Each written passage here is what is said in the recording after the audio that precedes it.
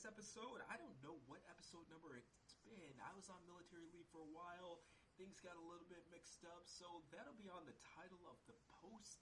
Don't have that available right now, but it's episode something, and we have Eric from Madhaus Toys up in Canada. I'm really happy to have him. First off, though, Josh, it's been a minute since I've actually gotten to talk to you in voice. How have things been? Things are going well on my end. Been keeping busy. Trying to pump out the photos and check out all the cool new toys and stuff.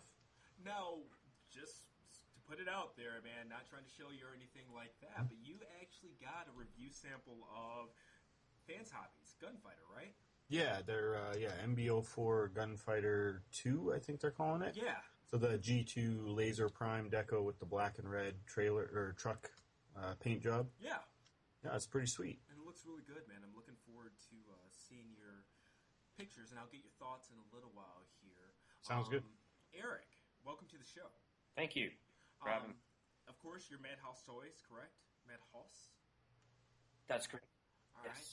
Right. So go ahead, let people know what you do, your websites, Twitter, all that good stuff, man.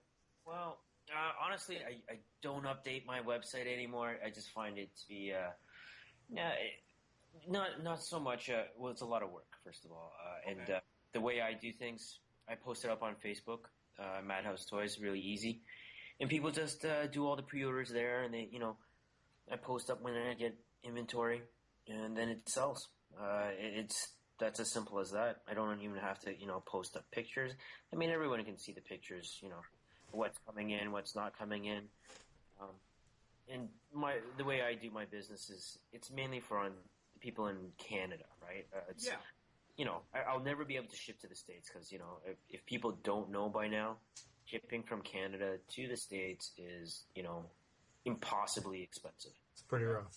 It's just ridiculous. And besides, I mean, the U.S. dollar right now is really good compared to the Canadian dollar, but by the time you factor that shipping in, it's pointless, right? It's just pointless. Sure. And, I'm all for it. You know what?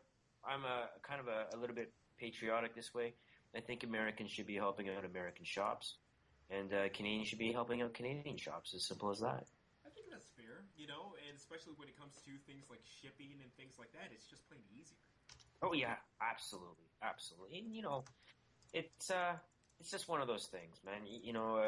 The customer base in both countries, you really should be helping out your mom and pop shops and stuff like that. So, I mean, there's no reason for me to try to grab business from the States. I mean, obviously you guys have a ginormous fan base there and a customer base, but, there's so many other shops there too, right? You got, 5 or 6 stores. People doing free shipping and all kinds of stuff. So. Oh, yeah, totally, right? So, but it's good. I'm glad that Americans are supporting American shops and Canadians are supporting Canadian shops. No need to fight over it. Yeah, most definitely, man. For sure. To be honest with you, though, don't feel bad about putting yourself out on this podcast because, honestly, I'm a photographer. I'll show my pictures to Canadians, Europeans, freaking Asians. Yeah, all over the world. Yeah, I mean, I'm a photo guy. So if they got eyes, we're showing it to them. Exactly. So, yeah. I mean, I have, it's not trying to toot my own horn or anything like that. I have fans from all over. So, of course, people in Canada are going to see this, going to listen to it and stuff like that. And I hope that they get a wind of this if they haven't already heard of you because I know you're pretty popular and check you out because, honestly, you're a good guy and I've heard nothing but good things about you and your business. So great, thanks so much. Yeah, absolutely. I am I try to be in the industry in Canada. I go by the name of Slayback on Cybertron.ca and actually on CW. When I had a lot more time, I would do a lot more reviews. You know what I mean? I would post up the reviews for people. And unfortunately I just don't have the time to do that. But occasionally I still get the test shots from KFC or whatever, and I'll post up pictures on the website or on Facebook and on Cybertron.ca. Usually TFW, you guys already have those pictures days before I get them and stuff like that. So they're crazy. Yeah, it's pretty amazing how fast you guys get it down there, and a little bit slower for us, but what comes, what comes. Most definitely, man. So when it comes to like the pre-orders and I guess test shots that you're getting, what are some things that are, I guess, upcoming that you're really excited from? Because it's cool to get this from a retailer's perspective. Oh, absolutely. You know what just came in the mail for me last week was KFC's King Gorilla, and Okay. I can't remember the little guy's name, but ape face basically. Yeah. Yeah, the horror cons. Yeah, masterpiece scale, and I have I hate to say it like this, but with the third party industry, it's there's a lot of things coming out. Absolutely. It's not a secret. There's Very tons. saturated, yeah. Exactly. So it's I've seen everything like come through. Like I've handled almost every toy, every third party toy at one point or the other, and so that it's kind of hard to really get excited. But honestly, I was excited when I got the Blitzwing when I first saw it. But it's a little bit top heavy and stuff like that. Mm-hmm. But KFC was fixing the knees for that. But when I got the ape face, first of all, it was a surprise. Yeah. He just messaged me a day before and said, "Hey, I sent you a test shot." It was like, great. And then, No. bam! I get this ape face, and it was amazing. That's awesome. Personally, I really dig it. That showed up pretty quick since they just did Blitzwing too. So Yeah, or at least I feel like that was very soon. Maybe I have my And timing I'm wrong. already seeing pictures of Snapdragon too. Yep. Yes, there are Yeah, he pictures of looks cool. Snapdragon. Like this might sound like I'm all for Keith, KFC, and I kind of am. This guy's been doing a lot of work. Yeah. He's constantly working, constantly trying to improve his product. Whereas opposed to, there are some other, third-party companies that, they've got something, they keep working it, and it doesn't change, right? Right. It's not progressive. Yeah. Whereas, you're looking at KFC, you're looking at his very first figure, or Masterpiece scaled figure, since everybody seems to like Masterpiece.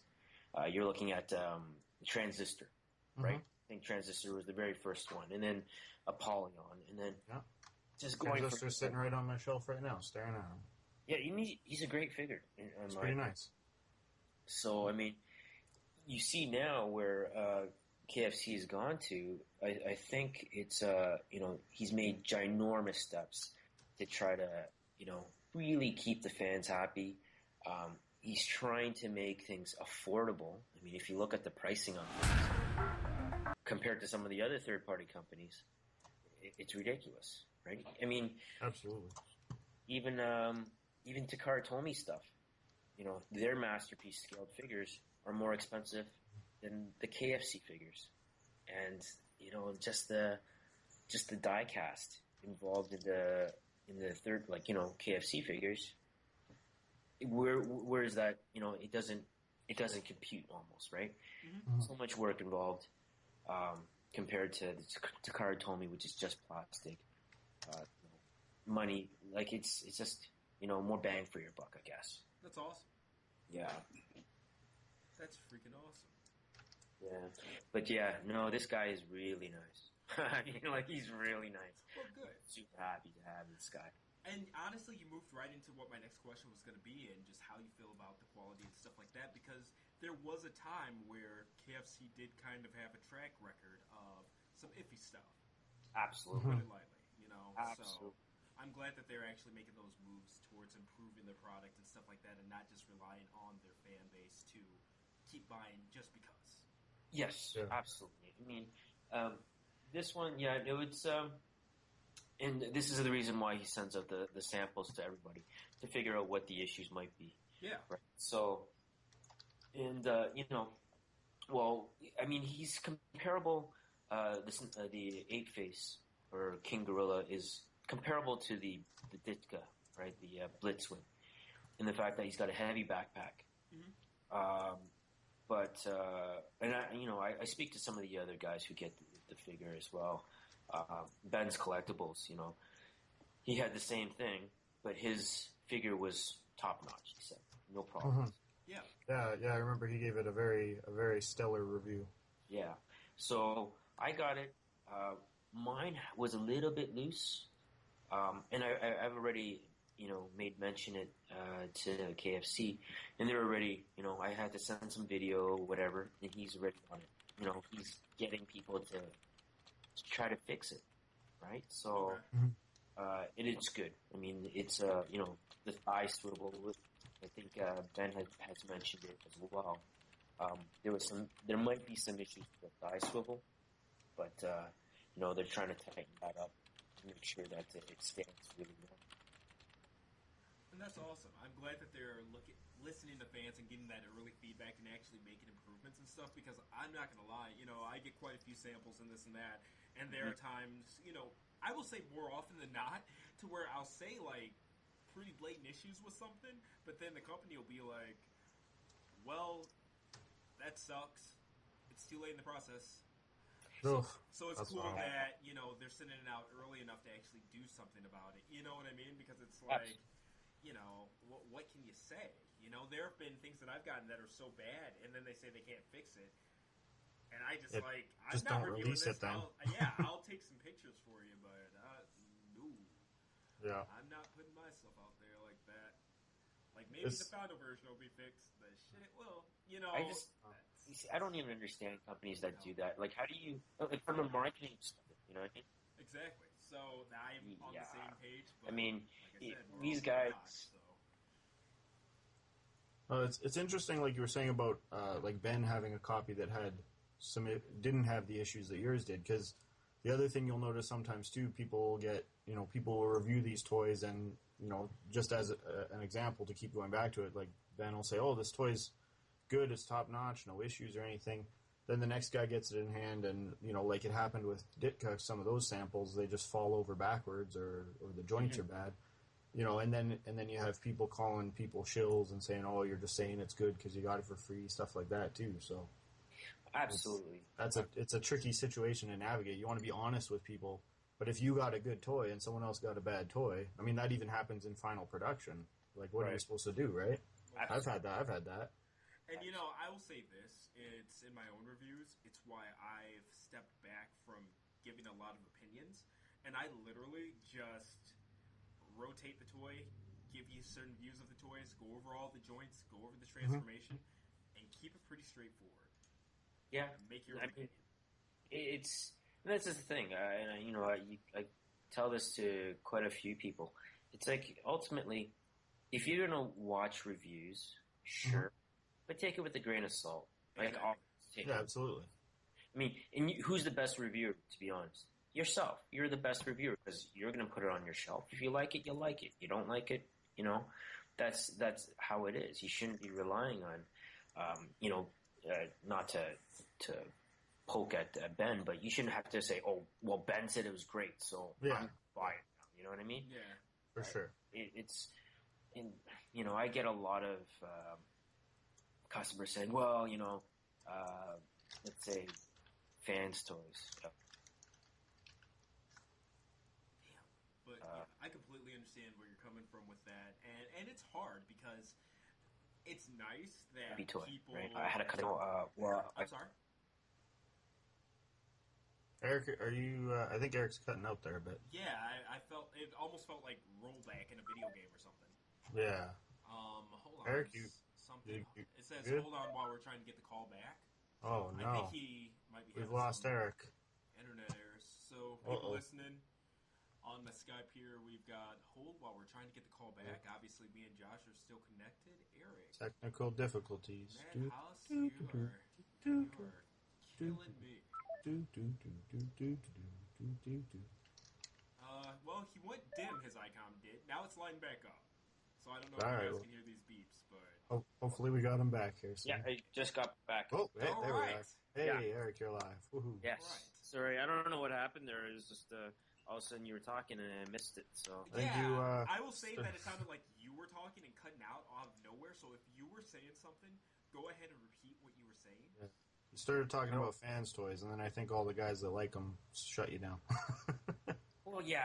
I mean, like, damn those. That's awesome. I just got it. All right. Hacked by fans' toys. You know, but I mean, for me, my Lupus figure was great. Like, it was great. Other people, yeah, they had that problem with the, I guess, the torso dropping down and stuff. You know what I mean? Yeah. I didn't hear about that one. Yeah, well, that was the only complaint I heard of was because the torso would drop every so often, the canopy. Oh, okay. So it was like, okay, so, you know, but it's not really a deal breaker. Yeah, exactly, right? So I just didn't understand like what people were saying. It's like, you know, it's always one thing or another. Oh, it doesn't look like too much, you know, it doesn't look like the toy enough, or it doesn't look like the cartoon enough, or it doesn't look like this enough. It's like, really? Come on, guys. Yeah, you definitely Get you get can't your win. But whoa, I'm echoing. You hear that, John? Something's up here, yeah. We had double technical difficulties. Oh, I'm not hearing any echo. Oh, I'm hearing it. And I hear a little bit on your end, Josh. Yeah. Okay, now you're sounding good to me. How am I like, sounding? Okay. All right. It's all good? down. All right. All right. Well, now I half forgot what I was going to say. Okay, but it's a double-edged sword because a lot of these companies, especially third parties and things like that, I feel like I don't know the legalities of it. I see a lot of jibber-jabber online and stuff like that, but I don't know for certain what the laws are in terms of copyright infringement, this and that, how much they can actually make something look like the actual character, you know, because now we've got a Tarn out that literally has a Decepticon symbol on his face. Yeah. That blew a lot of, I guess, misconceptions that I had about and, what they can and can't do. Make Toys Pandanus too, yeah, the tail. that's right up on my shelf. That is almost more so in my opinion. Absolutely. No, I completely agree. So it's one of those deals to where I don't know if they're just trying to be respectful. I don't know if they're just trying to, I guess, express themselves artistically. But a lot of these times it feels like, for whatever reasons, they kind of go out of their way to add a little bit of their own flavor to them. Yeah. You know, Or sometimes go completely out of the ballpark. Like, look at Make Toys Combiners. oh, hell yeah. You know, they're basically just their own toys, and they're just using the brand awareness to sell them.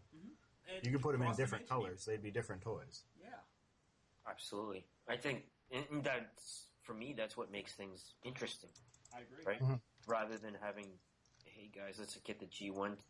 I know I'm going to offend a lot of people by saying this, but if you want something that looks like the G1 toy, just buy the G1 toy. Like, seriously. I mean, nothing wrong with that. It's like, oh, it doesn't look G1 enough. It's like, man, if you want it to look like a Lego block, then just buy it, right? Absolutely. But if you want something that has a little bit of innovation to it, some complexity, like that's why you're buying third for someone else's take on it. You know what I mean?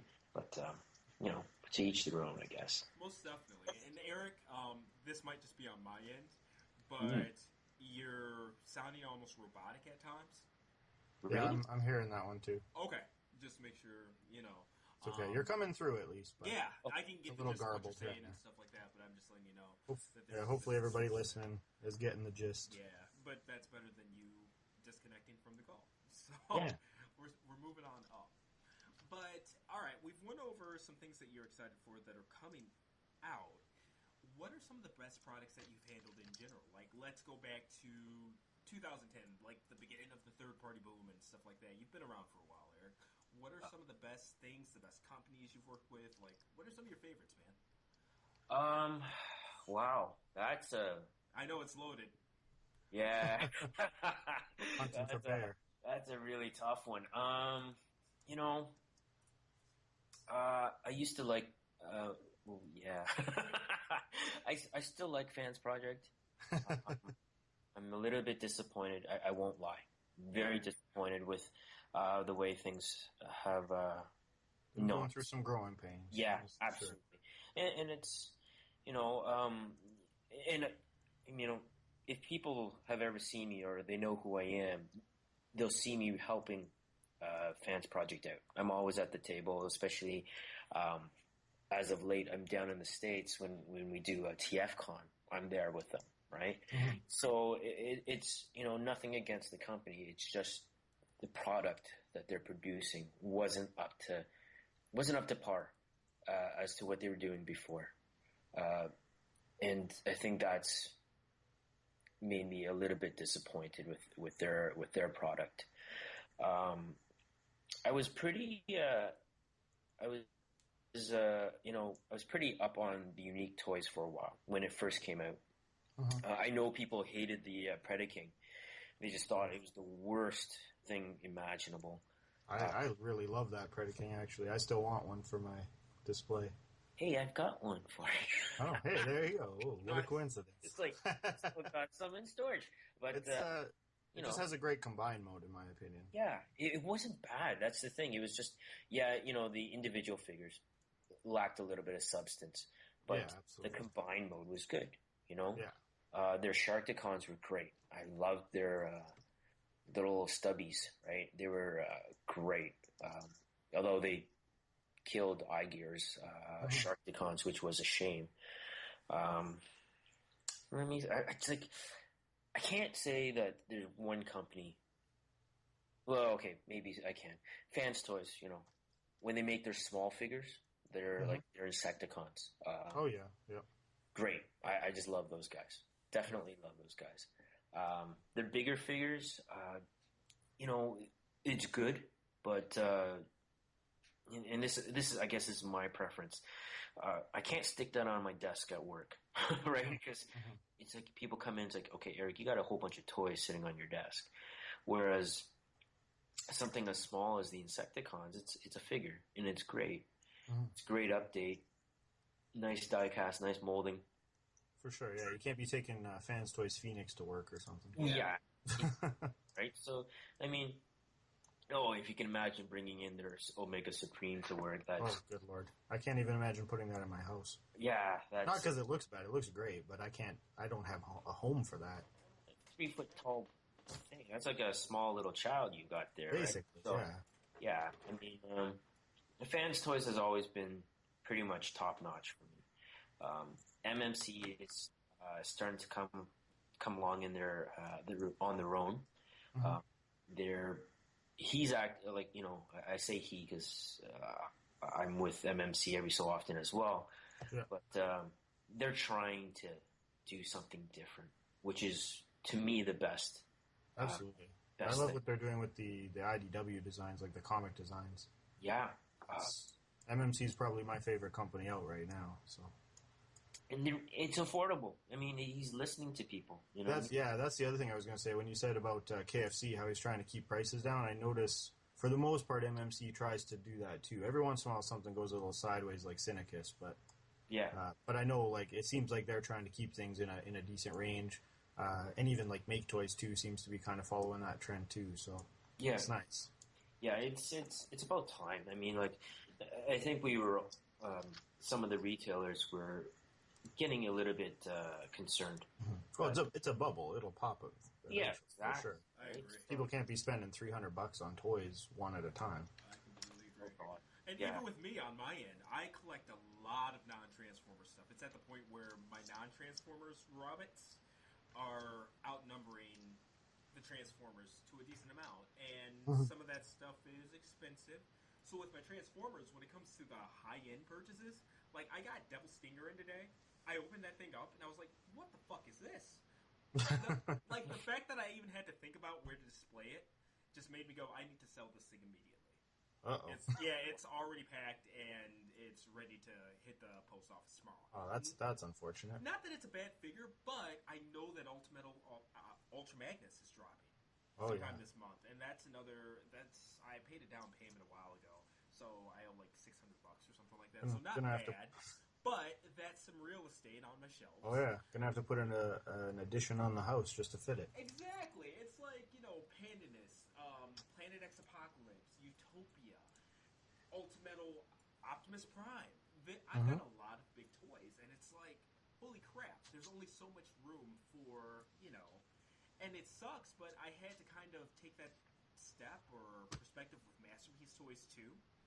Because I started getting back into the fold of getting masterpieces and stuff like that, and I love what Takara Tomy is doing with the line. Like, I love this cartoon aesthetic that they're going with, and things like Yeah, that. me too. Yeah. But I started actually getting them and putting them on shelves and realized, wow, these take a lot more space than classics.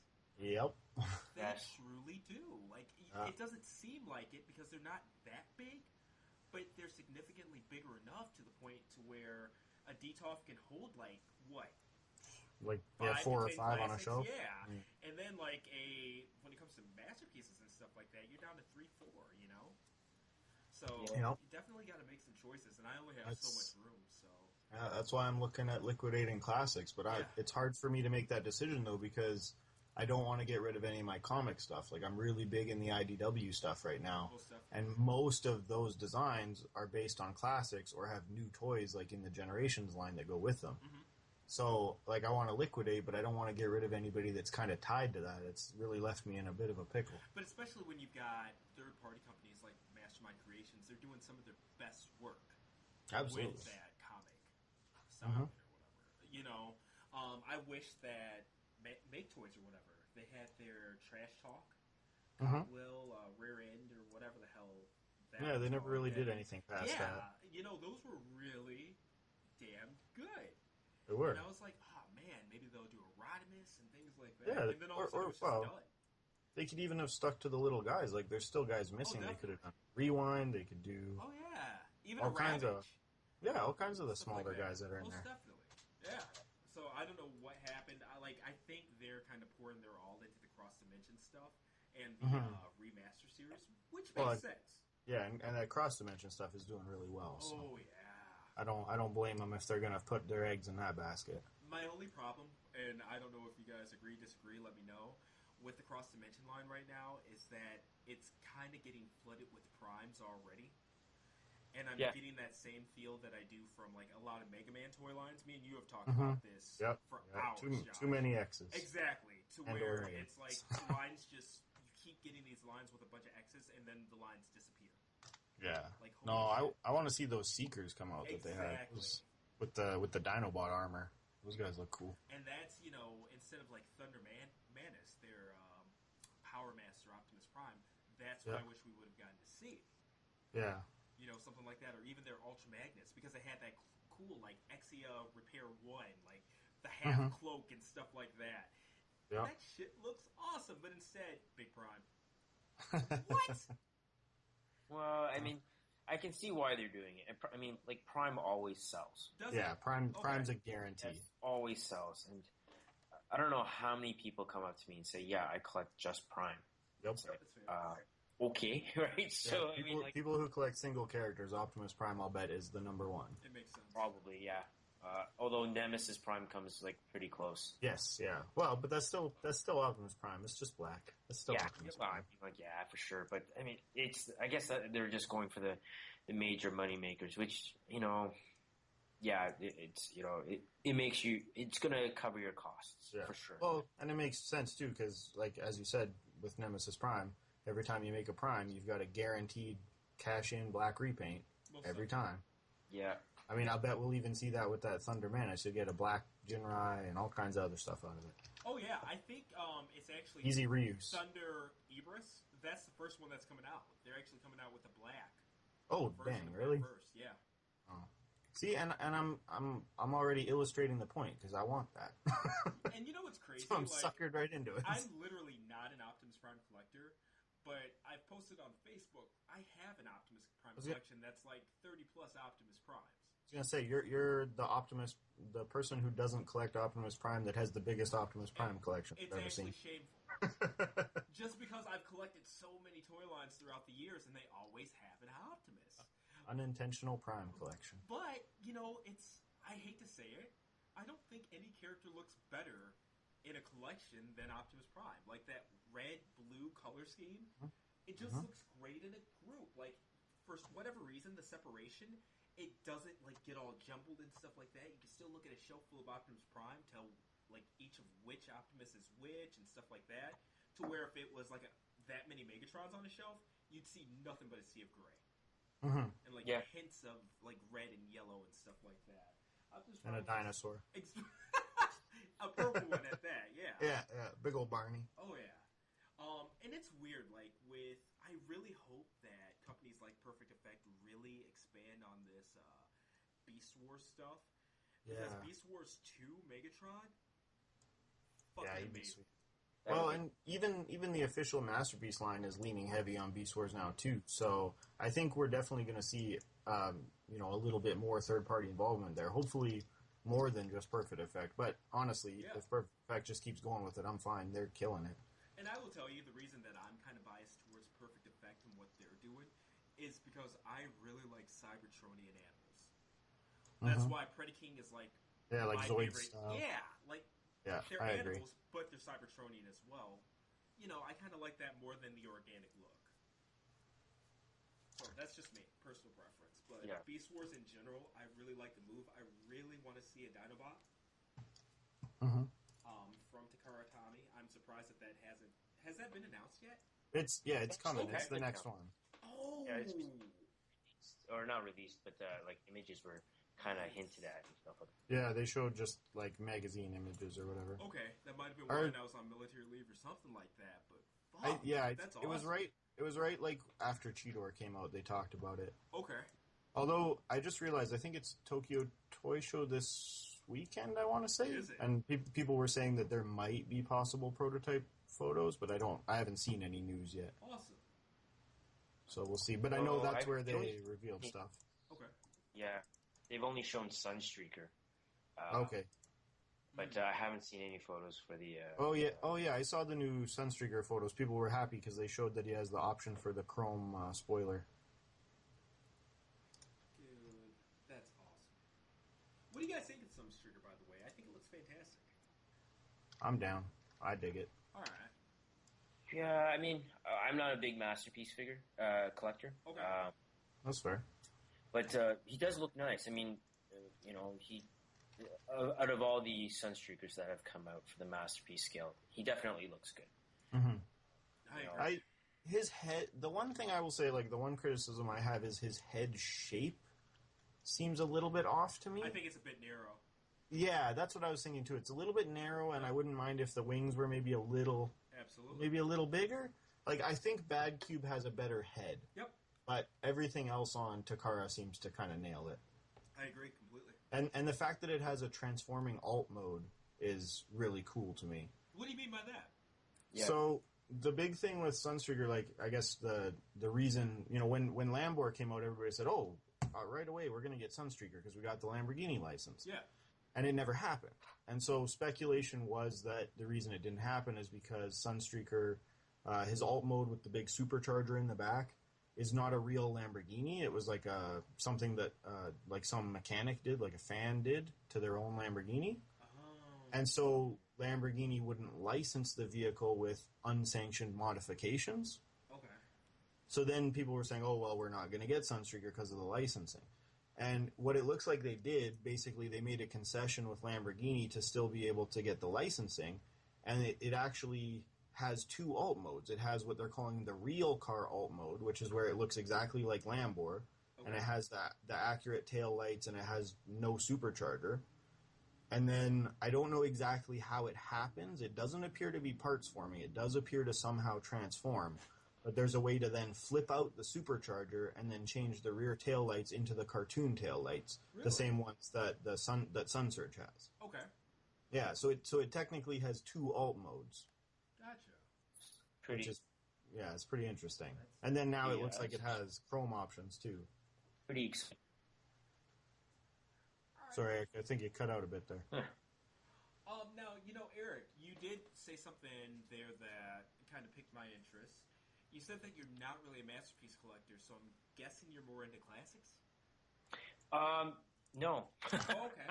It's like, no, I got Still a little bit a lot of trouble for saying that. Yeah, I'm a little bit, like, what piques my interest has always been, the intricacies of things. Yeah. Okay, so interesting engineering. Like, you know what I mean? Sure. For a while I was like, the master-made figures, right? Yes. I mean, I was, I don't like super deformed stuff, right? SD stuff. I'm an old school Gundam fan, but once you get into the SD stuff, I'm like, okay, forget it. Yeah. But so I was kind of skeptical about the the Mastermade stuff. But once in hand, man, those guys are bloody amazing, right? So, I've got a few of those, a couple of those guys. Obviously some of the KFC stuff, the Fans Project stuff. They range, right? So it's not just about masterpiece scale. I know everybody likes the masterpiece scale. It's just for me. Yeah, space is is a big thing. Being a retailer in my own house, I've got enough toys everywhere that to even try to display a collection, it's not happening. In the masterpiece scale, yeah, it is fairly large, right? So, no, for sure. Yeah, if you're collecting every release, it's crazy. Yeah, what I mean, but yeah, no, it's I just collect whatever pops. You know what I mean? Yeah. That's a cool way to do it. Although I do have a lot of samples. I've got a lot of samples which I collect, But yeah, I mean, for me, it's just what, piques my interest. Like a lot of people have wanted to see my collection, but there's really nothing to see, right? It's just what. That's fair. That's actually more than fair. So I'm kind of I think you might be cutting out, Josh. Are you getting that too? Yeah. I think Eric disappeared on us again here. Uh-oh. Into the nether. Far and few in between, but hello. Although this Sunstreaker does look pretty cool, I have to admit. Holy shit! All right, well, Sunstreaker definitely looks cool. We're all on the same page now. Oh, most definitely. So, all right, we've got stuff that's exciting about what's coming up. Eric, you said that you're a Gundam fan. All right, people listening, it's doing. Did we just lose him? Yeah. Oh, I'm back. Oh, okay. All right, there we go. Well, I was actually about to ask you a question, Eric. Sure. So, I know that you said that you were an old school Gundam fan. Me, I'm before anything a Super Robot fan. Gundams, I have a lot of them. Tons of Master Raid 1/100 models. I've seen a lot of the series and things like that. But it's not really where my heart is. I'm, a Japanese mecha guy. So, right. Get a Robo, that kind of stuff. For sure. Giant Gorg, like that kind of thing. How about you, though? Like, where, are there any lines to where you just have to get them? Are there any series to where you just, whatever releases as homages to that mecha, you got it, I'm always drawn to Macross. Okay. Like, Macross is, from, if you go all the way back to Takatoku, releasing their figures first, like the Jetfires, right? For people who don't know. The Valkyries, yeah, always loved those. One of my grails that I'll never be able to get is, one of their, the Ostrich or Elite Seeker, right? It's a plane from Bandai that'll cost like over $1,000, and I like it, but I don't like it. I'm not gonna love it. Yeah, that's probably $1,000 American dollars too. Oh yeah, that's $1,000 American. So $1 million Canadian. Pretty much. You know what I mean? I could sell my house and still not afford it. But Jesus, it's one of those things, right? But Macross, like, man, those guys are great. I love those guys. Every time they make something, man, it comes out to be like $300 or $400, right? And that's US. Well, and you got to jump on that stuff at release. Yeah. Otherwise, it goes up, and it's just crazy. I think somebody's just releasing one of the Mospita Alpha fighters they've come out with, right? So it's a brand new. Would fit in with some of the old Bandai stuff. But I wonder if you're talking about Sentinel. The bike, right? Eric, what's that? I was asking if you were referring to Sentinel with the Mospita stuff. yes, no, you cut out. Hello. I can't hear. You know what? Hello. I'm losing you guys. Just give me a sec. I'm gonna walk downstairs here Okay. with my It's a 100% successful podcast, people. because I'll probably have a better connection. That's right. Yeah. As you can see, we haven't missed a beat. Hell yeah. We're doing great. Technology is on our Yeah, I side. can hear you guys. But, all things considered, at least we're keeping the conversation going. What was your question? Oh, Eric, you there? Yeah, I'm here. Oh, okay. What I was asking, the Maspeda that you were talking about, Yeah. Was it by Signal? The upcoming one? I think it is. I can't remember. It's I was supposed to order it, and I just didn't pay for it, so I didn't get it. It was just pre-order, right? oh So, dang. yeah. I mean, the thing about me is because I'm doing retail. Like I'm a one-man show. Mhm. Everything that I buy, you know, if I'm buying for myself, then I'm not putting it towards the business, right? Yeah. Which it just doesn't work for me, right? So I'd rather just put the money into the business and try to develop it. One of my things is I know down the road I'll always be able to get something, right? There's never a chance where I'll never be able to find something, right? So there's no point in killing myself now when I can get it down the road. It's just the way things are. And if I want something bad enough, then yeah, I'll definitely spend the money and grab it, right? And Sure. if it's like $300 later, down the road, then it's $300 later. Yeah. You know what I mean? Yeah, So- no, it makes sense. I mean, I got a couple buddies that kind of do what you do too, just selling off Facebook and things. And I know with margins how they are, you got to sell 100 just to buy one for you. Yeah. Everybody wants the best price. They all want, cheaper than somewhere else. So Yeah. if that's your main income, you got to put it into the business. It makes sense. Right. Well, it is for this business. It just makes sense. I mean, I've got a lot of other things. I've got expenses. I'm a single income guy type thing, right? Yeah. So, yeah, it just doesn't make sense to make myself happy buying toys and stuff like that when I've got so much on the go, right? So, yeah. I really appreciate hearing that, I guess, adult perspective. Yeah, it's a good way to look at Yeah, things. most definitely. Well, and I a lot of people don't think about it from a retailer's perspective. You gotta, if you want to bring in stock, you have to pay for all that stock. Yep. So I think people don't really think about that. They just figure, it'll pay for itself when it sells, but you got to front that cash. So Exactly. that's if you're a one-man show, that I'm sure that's not easy sometimes. And I can even imagine because, like, on my end, my site has a storefront or whatever, and it's just there. It's part of the layout. I used it for a while to list products that I just didn't want anymore, had for sale, this and that. But it looks like a legitimate store. So people would see that, like companies that wanted me to do photography, and occasionally I'll get asked, like, will you carry this product for us, blah, blah, blah. And just to humor it, I'll kind of be like, how much, And they're like, yeah, you can order 1,000 of these, and it'll be about $10,000.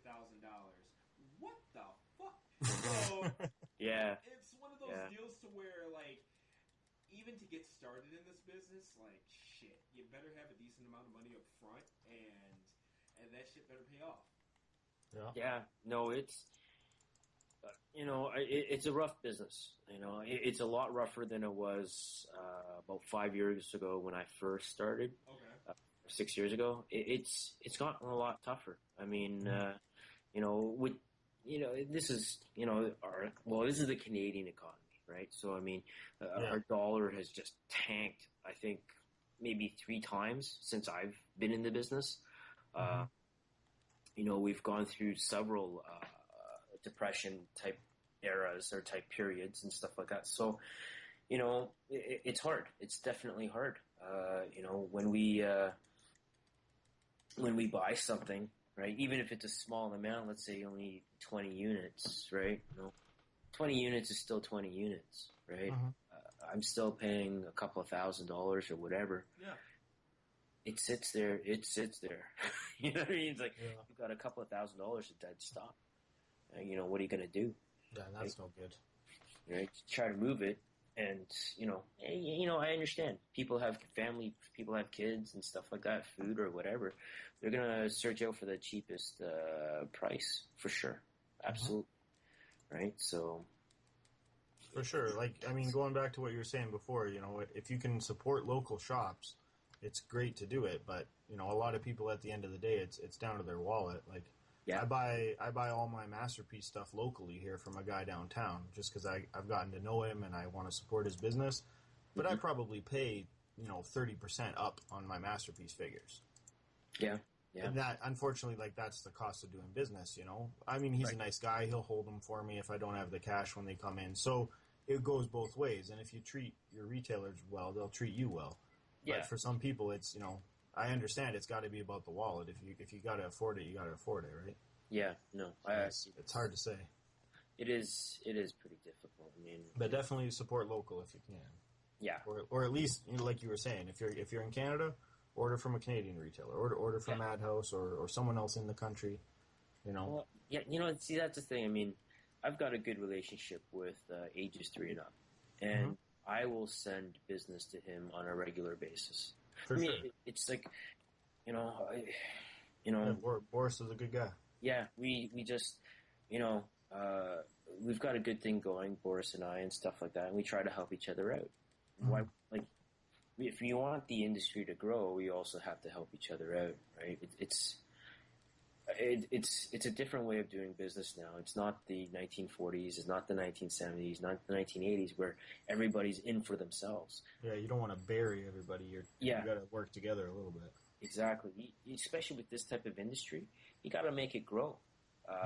And a lot of people don't seem to understand that. But it's in order for this industry to sustain itself, there has to be some growth. There has to be some cooperation between retailers. You know what I mean? You can hack and slash at your prices and stuff like that, but and I will reference one company that did that last year at TFCon, where he just butchered a company. Just to clear stock? Yeah, just to clear stock. And I'm sure people who were there will know. But, that totally in my opinion, that damaged that brand so badly. And nobody wants that product anymore. Really? Yeah. Oh yeah. I mean, I don't think you were there, were you? At the, I can't remember where I was. God. Maybe that was North Carolina or something like that. But I was at North Carolina. I was on military leave, so I wasn't in Chicago last year. Oh no, it was Chicago. You're right. I was in Chicago last year. Of course, that's the one that's 20 minutes from home. But yeah. Yeah, I was gonna say that's the closest one to you. Exactly, and I couldn't make it. Gotta love it. But yeah, what happened? This very well-known store pulled out a product and just dropped the price down to maybe about $30 when the figures were, about $75. Wow. And he sold them, right? And I'm those will clear out. Well, those clear out, but I mean, it was such a bad way of doing things, and it just, man, it's like, hey, you want to kill a brand, you just did it, right? And there's no sense in doing it. If you've overstocked and you made a mistake, that's one thing, right? But you don't try to bury the people who are trying to help you, right? Because I mean, it's a relationship, right? I'm helping out third party companies try to sell their product, and they're trying to make me money as well, right? Yeah. Some money from this.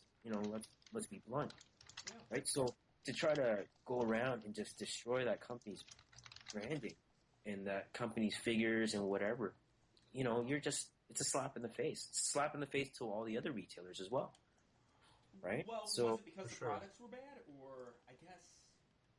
I wouldn't say they were bad. I wouldn't say they were bad at all. It might have not been moving. That's the thing. Okay. He might have had the overstock, but that's why you shouldn't gobble up product, right? Yeah. Don't be ordering way more than you can just to get it cheaper by $1. Sure, that makes sense. So it doesn't, Or even still, if you want to clear out, use a website or something. Don't do it on a con floor. Yeah, do something, make it a little bit more involved. You know what I mean? Just give it some thought, honestly. Just give it some thought. I mean, it's like if you were to take photographs of stuff, and you paid a lot for it, right? Yeah. And put a lot of effort into your photographs, and you're selling it and stuff, and people are buying it, right? Somebody comes around and says, "Hey, I'm going to buy 50 of your photos. Can you give me, 50% off?" And you do, okay, so that they can sell it at 60%, a markup of 10%. Yeah. Yeah. Right? And that's kind of a slap in the face. For sure, yeah. I had that at a local con here. I went to buy, somebody was selling a Victorion set for $70 Canadian. And I thought, that's a pretty great deal. I'll pick that up. I've been holding off because I wanted to find a good price. And I took it up, and they wouldn't sell it to me. They said, it's the wrong price. It's not our sticker. They bought it from another booth in the con and then put it in their booth for $150. Whoa! Oh, yeah! Wow! This shit was crazy. I've seen that happen a couple. It was nuts, and there's nothing you can do. It's like it's like the Wild West when you're at a con. Yeah. There's not much you can do if someone wants to say their tag isn't correct. It's not like a regular store where they have to stand by it. Yeah, no, absolutely. Yeah. And it hurts other stores too, because I'm sure whoever they bought that from, saw it sitting there. Yeah. It didn't sell for the rest of the weekend, so I'm sure they saw it. Yeah. I mean, it's just some weird practices. It's dirty. Yeah, pretty much. Oh. Damn.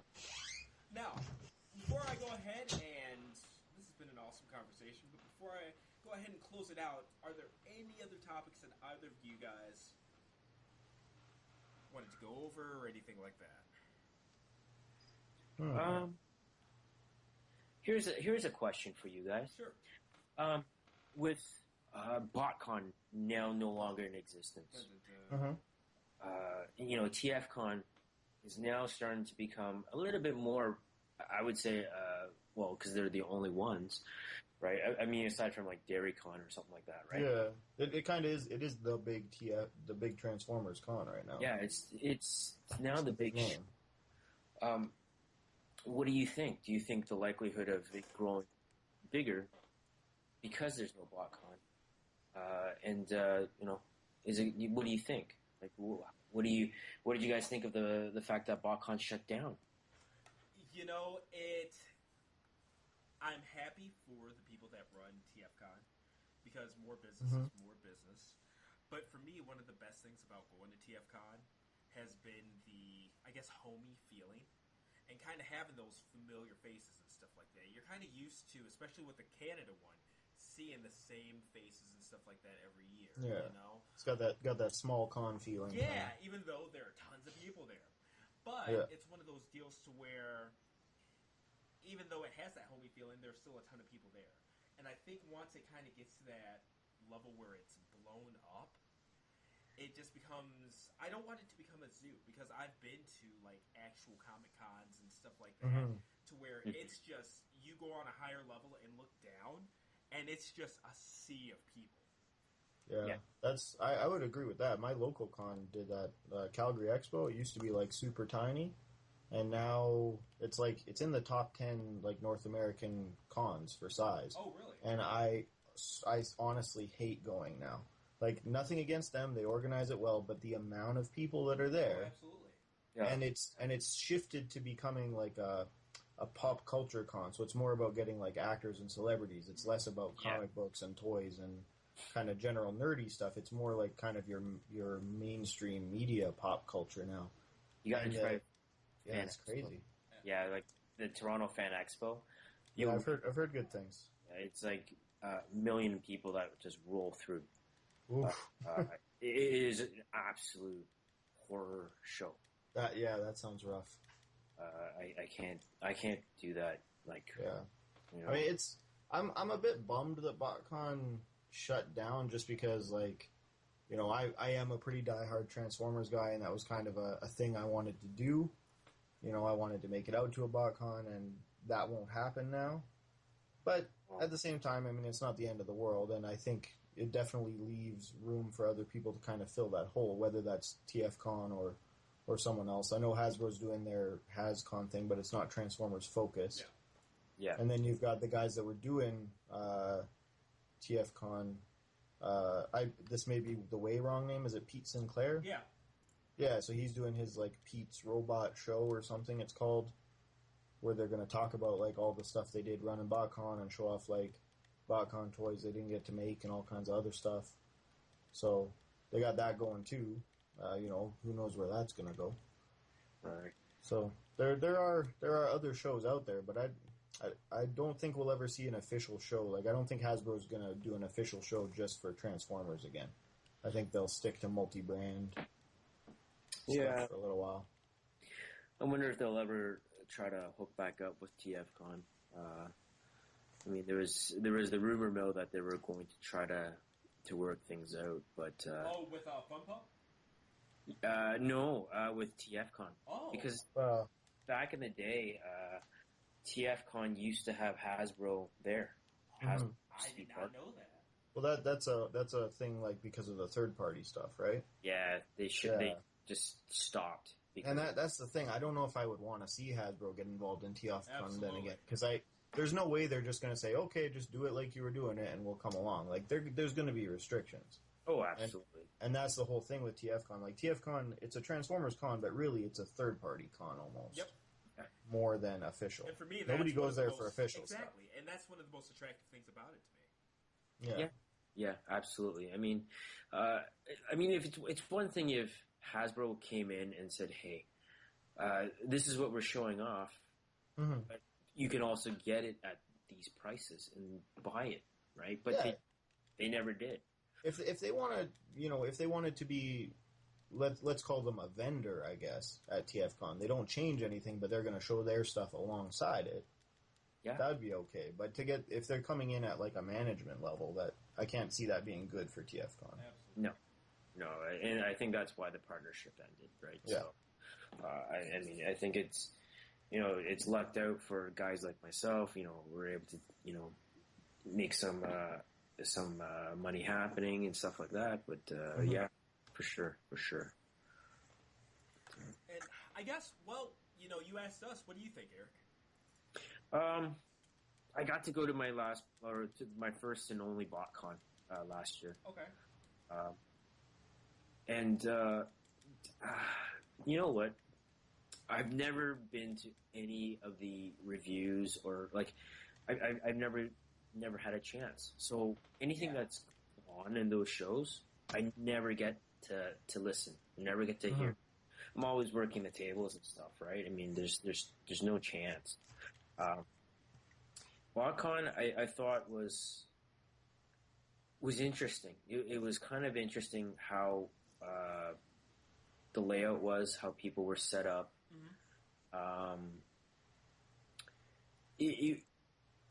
Honestly, I couldn't see it happening. Like, I couldn't see the success of it.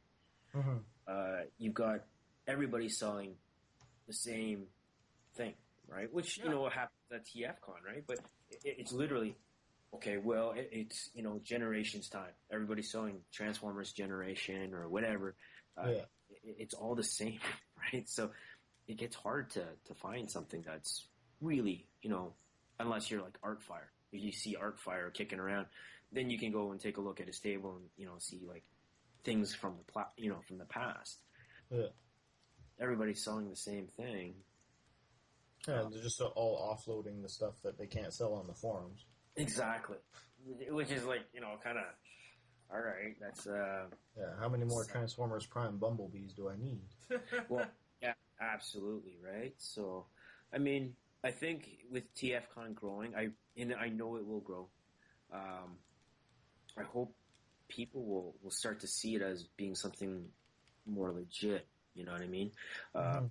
I know people still sometimes have a hate on for the third-party groups and stuff like that, but it's life's about innovation and stuff like that, man. I mean, like, people go out and buy new phones, right? Yep. You'll go buy the new Apple phone or whatever, crud phone that's coming out, but you won't buy another Transformer that, or a robot that looks like this guy because it's a different company making it other than Takara Tomy. Yeah. It's like, hey guys, Absolutely. do you only buy Ford cars? It's interesting too, because if you look at, Transformers is one of few brands that kind of is isolated to one manufacturer. But if you look at, let's take another big brand like Star Wars.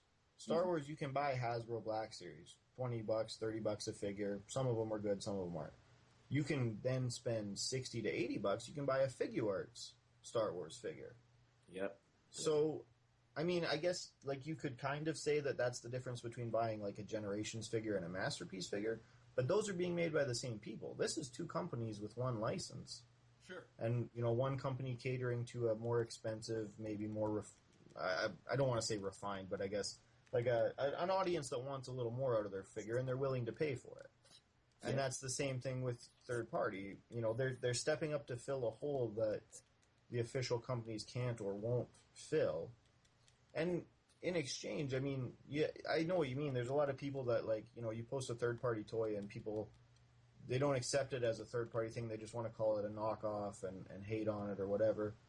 But, even official Masterpiece figures, you look at something like Megatron, that new Megatron that came out would not be anywhere near as good as it is now. I agree. If it wasn't for the third-party, existing. Takara knows about it. Hasbro knows about it. They take notes. They see what works. And ultimately, your official mainline stuff benefits from it too. Yep, absolutely. So, nobody's losing, really.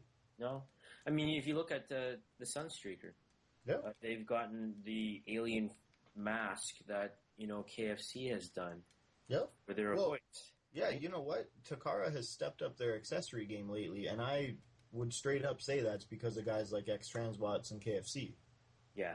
Because that's for the longest time. TJ knows, I've talked his ear off about it forever, that I wanted to see Masterpiece figures coming with Figma-style accessories, with new faceplates and, swappable hands. Oh, yeah. And now I'm getting that. It's a dream come true for me as a Masterpiece guy. To see swappable faceplates, that, it seems so basic now because we're, 6 or 7 releases now that have had them. Mm-hmm. But I look at older figures, I look at, Sideswipe or even Optimus Prime. Well, I guess Optimus Prime's a bad example. He's got a faceplate. But, so, scrap that. But, someone like Sideswipe or Prowl or, all these guys, they got these really expressive faces. And, you want to recreate images from the shows, as a photographer. Oh, yeah. Faceplates and things like that are almost a necessity to me. So... and we have third party to, at least in part, to thank for things like that. Yeah. So it's pretty cool to see them kind of influencing the main brand too, even if some people don't want to accept that. Yeah, for sure.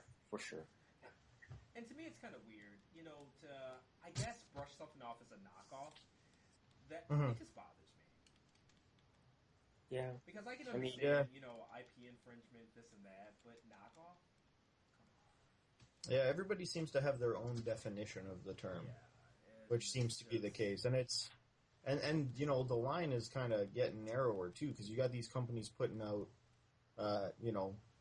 knockoffs, I guess, for lack of a better word. But a lot of these knockoff companies are now improving the figures before they release them. You look at Wei Jiang and those guys; they're adding extra joints, they're refining transformation. They're working, there's that one designer, Black Apple, that does all kinds of cool stuff. He's working with these guys. So, the line between kind of KO and third party is really starting to get weird. Well, the word is, your KO company now is the third party company. Well, yeah, that's what I mean. Where's the line, right? Where does Wei Jiang become a third party instead of a knockoff company? Yeah. And now they're putting out that Megatron figure they have. That thing's, as far as I can tell, that's original to them. Yeah, apparently it is an all-original figure. Yeah, with the little laser beak scope and stuff. Yeah. So That's like I mean, I guess everybody has to draw their own line somewhere for themselves, and whether they like KOs, whether they don't, whatever, and kind of decide for themselves. But I think I definitely see the kind of rampant name calling of just all third party as KO, and I just have to shake my head at that because that's crazy. Yeah, that is. And it is weird. I will say when it comes to, I guess, some of the more, I guess, direct knockoffs, it's cool that they are doing those things like the improvements and stuff. But then it's like it's kind of at the point where I see people literally say, "I'll just wait for the Ouija." Oh, for sure, yeah. Yeah, that's where it's like, ooh. I see that, well, with Masterpiece especially right now. Exactly. Every Masterpiece release, already on the Sunstreaker ones, people are like, oh, I don't want to pay, like, whatever the placeholder place has have up, like $120 or something. And then people are already like, no, I'll just wait for the KO. Like, that's crazy. Yeah, it is kind of nuts. But, man, it is hurting the business. And I mean, it is. Like, I don't want to disparage anybody who... Like, I get it, I stretch myself pretty thin sometimes trying to keep up with my collecting.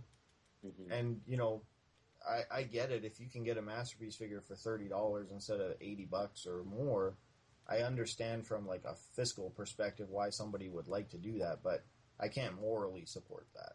Exactly. Yeah. So, even though it'd be nice. Like, I mean, I saw those knockoffs they did just recently, the...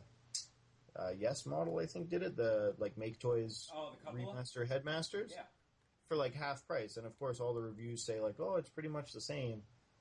And those are figures I want, but like I can't bring myself to get the KO. Same. I'll just not afford it and not own them. That's fine. Same. Yeah, that's fair. That's definitely fair. Or Masterpiece Skywarp. That's a big one for me right now. It's my only missing like Masterpiece Seeker from the main 3, and I don't want to pay $200 US for the real one.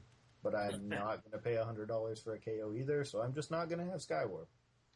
And that's kind of where I'm at, too. And it's unfortunate, because even with Cupola, I just rebought it from somebody not too long ago. And the shoulders, like the hinge for the shoulders to make them like swing outwards or whatever, crazy loose. And I was talking to some people, and I posted on that Cybertron Cafe or whatever Facebook group just about the issue. And it seems like that joint is just kind of floppy in general. But then somebody told me the Yes model... Oh, it's got a ratchet or something? It's a pin joint. Oh, okay. But it's just loose. The arm at, I would say between like 0 and 45 degrees, it's just flops. Oh, like even on the KO? No. I heard on the KO it's better. Oh, okay. But it sucks because I'm kind of where you're at, and I'm like, I'm just not going to. Yeah, and that's what I heard with the Seekers, too, because, like, the Takara Seekers, the mold is degraded. It's kind of renowned now for being a bit of a floppy mess. And, yeah, they say, those Yes model Seekers are supposed to be, like, real tight. All the joints work nice. But, yeah, I can't do it. I think I'm going to wait and see how Make Toys, what is it, Howling Meteor or something? They're Seekers. I'm going to wait and see how those come out, because if those guys are fair price, I might just maybe get my Skywarp from there and then see if I want to replace my other two or something. And I think that's fair because they look like, I guess, in terms of articulation and stuff like that, current style. And they look like they'd fit. They look like they'll fit with the new kind of cartoon aesthetic too. Like I think they'd fit better with the new Megatron. So I'm looking forward to seeing what they've got. I know Make Toys, they do have their own design style, which I'm partial to it. But at the same time, when it comes to Masterpieces, I really like what Takara Tommy's been doing. I love it. I really love it. And, like, I love it to the point where I see people say they don't really like the cartoon AIM designs and stuff like that. And I'm just like, what? It boggles my mind. I know it's a preference thing, but it's just so good to me. I mean, you didn't even collect Masterpiece until... No. Like, what was it, like Inferno? And then I was like, yeah. Fuck. So that's the thing. For some people, that's the button it pushes. And they just want to get on board. So, again, just like with all the third party, everybody's going to have their own style preferences. So. Absolutely. So, but it leaves a hole for someone else to fill, I guess. Exactly. And that's one thing, when it comes to Masterpieces, I feel like Takara Tommy, they've got a good handle on it. I'm not saying there's not room for everybody, but it's that one area to where Takara Tommy, in my opinion, this is just, me saying what I think. When Takara Tommy announces something, it's normally better than the previously released third party. Oh, and everybody sells the third party that day. Yeah. Look at all the bad Cube Sun Surges just flying through the cell groups. And to me, and it's not a bad toy. Exactly. That's the crazy part. But, But people want the official. With classics, I think, and again, this is just my opinion, I think since, the first line of generations with, all the Transformers Cybertron, whatever the hell it was, Fall of Cybertron, yeah. That kind of stuff, it kind of went downhill in terms of size, design, hollow and stuff the second game. Yes, yeah. When it hit Fall of Cybertron, that's when the economy was rough, and I think they blamed oil prices and all kinds of other stuff, and they started hollowing everything out. Yeah, and all of a sudden, the deluxe size class got smaller. Exactly. Which is fun. It's funny too, because now the deluxe class is back up to close to that original size. And that's why But now things don't fit anymore. I agree.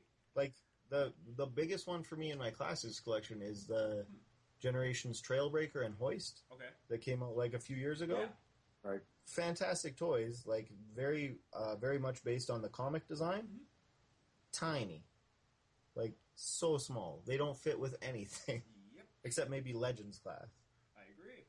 It's crazy. But, that's an area to where it's open for the taking of third parties. But they've strayed away from it, and everybody's going to Masterpiece, and I'm just like, what? Yeah, even, you know what? One thing I've loved with third party, and now I see a lot of companies going back to it, but for the longest time they stopped doing it, was upgrade kits. Yeah. I love when a third party will add to an existing Hasbro figure. And again, that's win-win for everybody. Hasbro gets a figure sale, third party gets a sale, and then I get to kind of, feel almost like I customized my figure. And then it's how I want it to be. Yeah. That Trailbreaker, I think a company was going to do it. Somebody could just put out some, boots for it. And it would be great. Somebody was supposed to. Somebody was, and then they never came out. Oh, okay. I thought it was X2. X2 Toys did the backpacks already, right? Oh, they did the backpacks. Okay, yeah, it was someone else then. Yeah, someone was doing boots that turned into a trailer or something, and then they never. I thought it was local. Actually, I thought it was. I might be wrong on this, but I thought it was Echo. Oh, Echo TF. Yeah, might have been.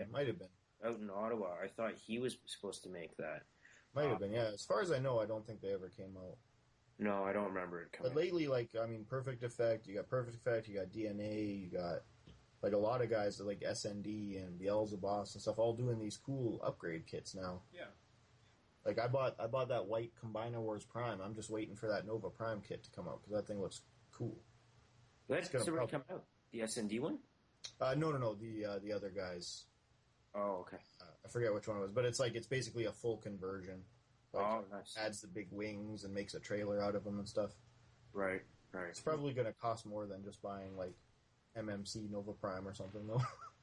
Yeah, I mean, those kits are pretty expensive for what they are, to be honest.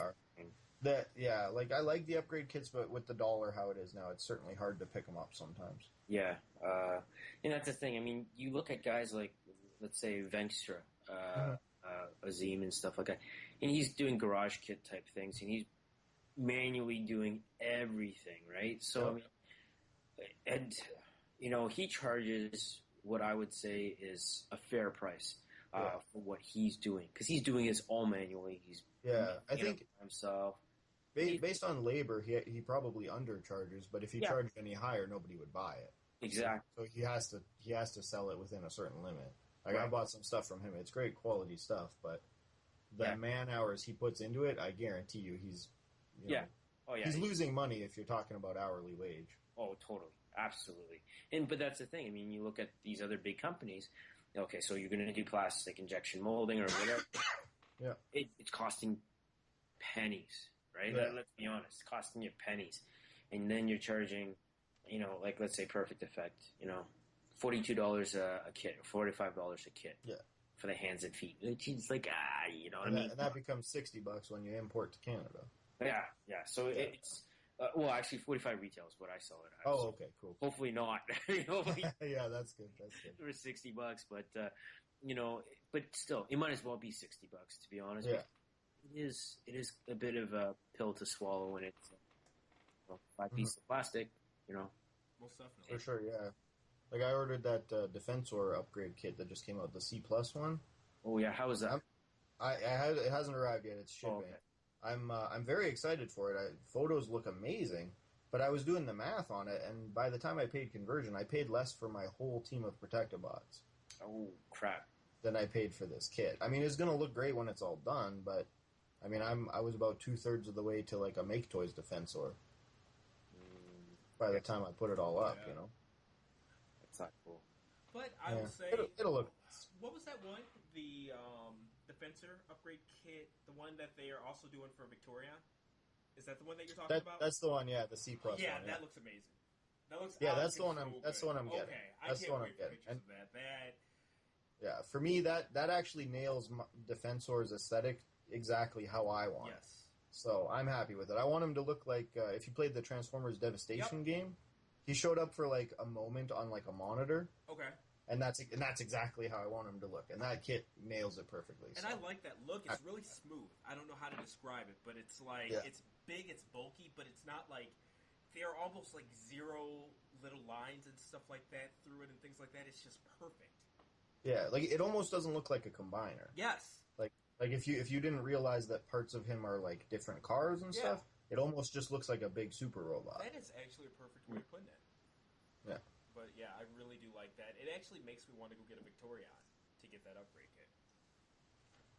Yeah, I'll probably get the Victorion kit too, but I'm gonna see how the Defensor one goes first. Yeah, I look forward to it. I definitely look forward to it, man. Seeing the pictures and stuff because it looks beautiful. And I'm looking at my combiners now, and with what Eric was saying earlier, in terms of fans project, it's crazy because like design wise, their Saurus Ryuo is so good looking. Yeah, it looks nice. But it's so I hate saying this because like I'm a big, huge fans project fan. Like literally 2 of every single product they've ever made. But it's such a bad toy. Like there are like little things, like the head not even having a spot that like locks in. The hips just being all kinds of messed up, like the legs not properly locking into place when it's in combined mode. There's just so many little things, and I know they went through some transitions with designers and stuff like that.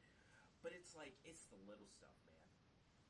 Yeah, that sucks too because nobody else is going to be making a Dino King anytime soon. So it's like you either get that or you get nothing. The only problem is that Dino King was Dino King was the Japanese version. Obviously, we all know Dino King. They did make Monstructor. There was Monstructor. That's what I was wondering too. Is that ever getting released? No. No.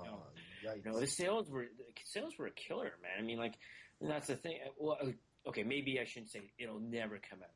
Yeah, but it's looking very, very unlikely. And that's what a lot of the Western fans were waiting for. I know. Oh yeah, totally. Because Dino King isn't anything to them, but the sucks. Monstructor colors were like fantastic. Like when that was in North Carolina where I saw them, and they were like absolutely fantastic. The colors were vibrant. They were great. But yeah, it just with the sales being the way they are, I don't see that ever coming to fruition anymore. That sucks. And some of the monster modes were kind of gimpy, I'll have to admit. I'm a big Dino King fan. I was gonna say, I think the dinosaur modes weren't the selling point on that. Yeah, on those toys. It was just kind of bizarre the way some of them were made. Kind of looked like I don't know if there was one. I don't know if you guys follow this, but some sea creature that washes up on shore or something like that. They can't figure out what kind of animal it was. One of them looked like that, and it turns out it was just like a very drowned raccoon or something like that. And that's what it reminded me of. I was like, "What is this?" It's a drowned raccoon that I'm transforming. it was that bad, and I was just so disappointed with that one. That's rough. But you always hope for the best. That was kind of a double whammy too, because I know they got a lot of flack for the shells. Oh yeah, not including the shells, and then they were really expensive to buy them. Yeah, and I don't know if they're gonna. Yeah, that was a rough thing for Fans Project. Yeah, it's a couple of errors and stuff like that for sure. And it's hard for me because it's like one of those things to where with the shells, I wasn't a big fan of the shells because I knew I wasn't going to actually utilize them as shells. Yeah. Like, it was one of those things where it was kind of announced and talked about at a time where I had a lot more space, but I still took space into mine. And I was like, do I really want him flanked by a bunch of dinosaurs? No, I'd rather use that shelf for him and my instructor. You know what I mean? So I was kind of out of it from the get-go, but it seemed like one of those things where a lot of people were, I guess, rooting for it, but then not a lot of people actually backed it once they came into fruition. That's the thing. When it came down to, hey, you can get these, but you have to pay extra for them, that's where a lot of people got off the boat. You know, I think people wanted it to be an accessory. They didn't want to have to buy it separately. And the prices for the shells were like, I might be wrong, but they were pretty close to the same prices of the figures, weren't they? A little bit more actually. Yeah, I think they were I can't justify that for like basically a pop figure of a dinosaur. No, thank you. I can't do that. No offense to Fans Project, but I don't know what they were thinking with that. Yeah, I mean, could they have not have made it like a 2-piece shell out of like plastic on a sprue or something for like $10? Probably. I mean, instead of, because weren't they vinyl or something? That's why they were expensive. Vinyl like it was molded, right? So, and that process is expensive. For sure. But I mean, maybe they shouldn't have gone with that process. Yeah. I mean, like crazy. There's a lot of things that, and this is the thing though. They were coming out at a time where people were paying anything for third, right? So for sure, it was at high time, right? So to fault them for it, you should have kept it normal, but they were riding that same high that everybody else was riding. So that's that balloon we were talking about. Yeah, or the bubble. It pops eventually, and that's where it popped on Fans Project. Yeah, I mean.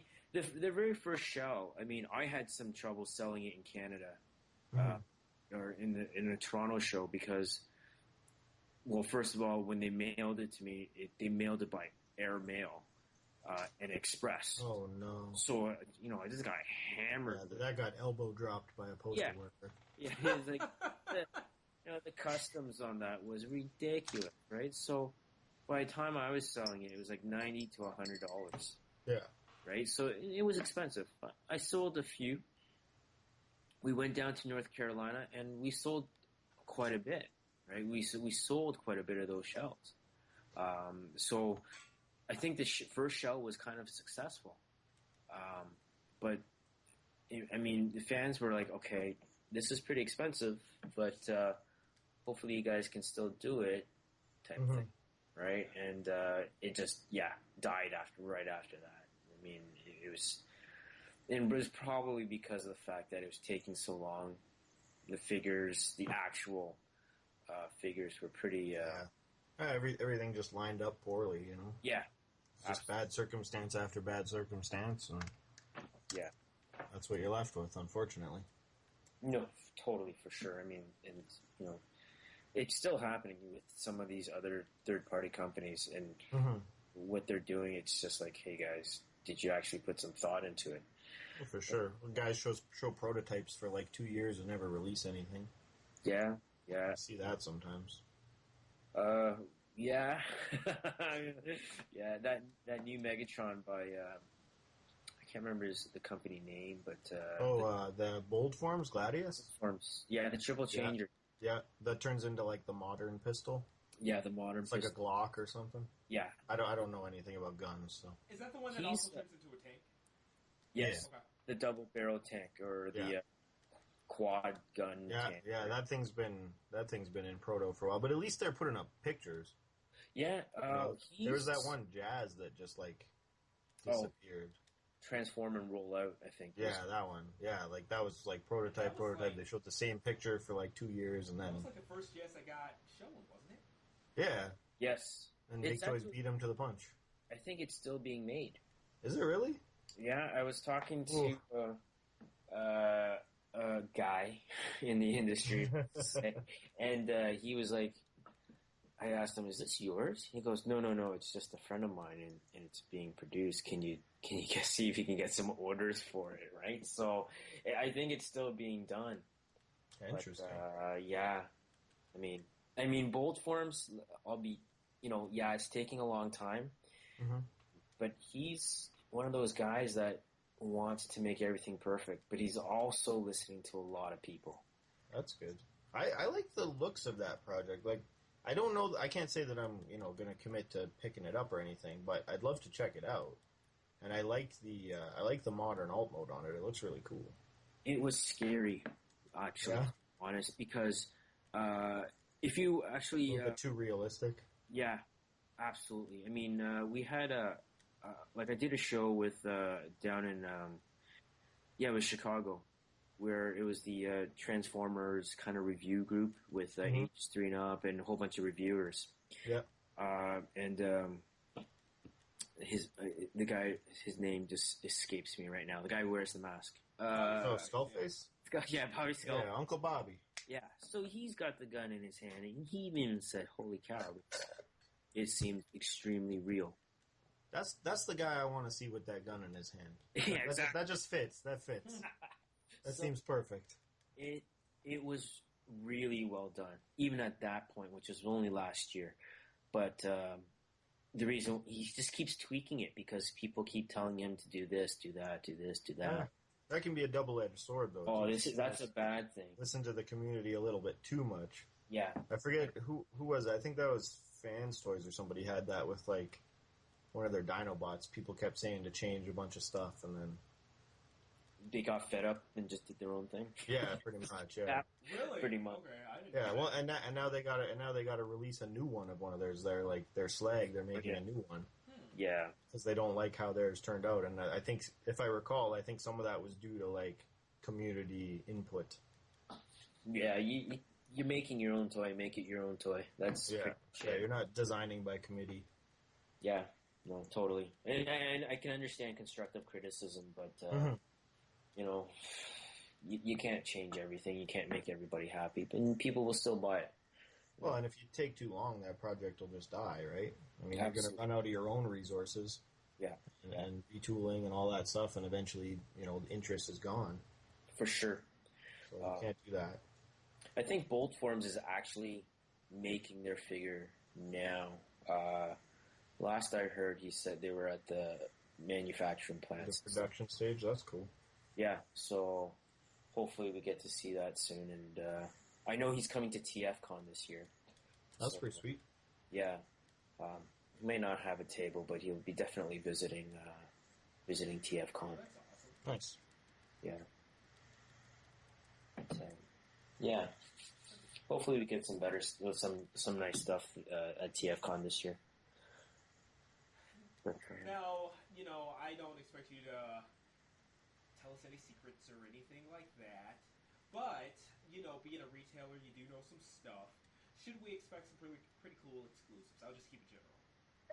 I would say two exclusives. Okay. I think it's now become.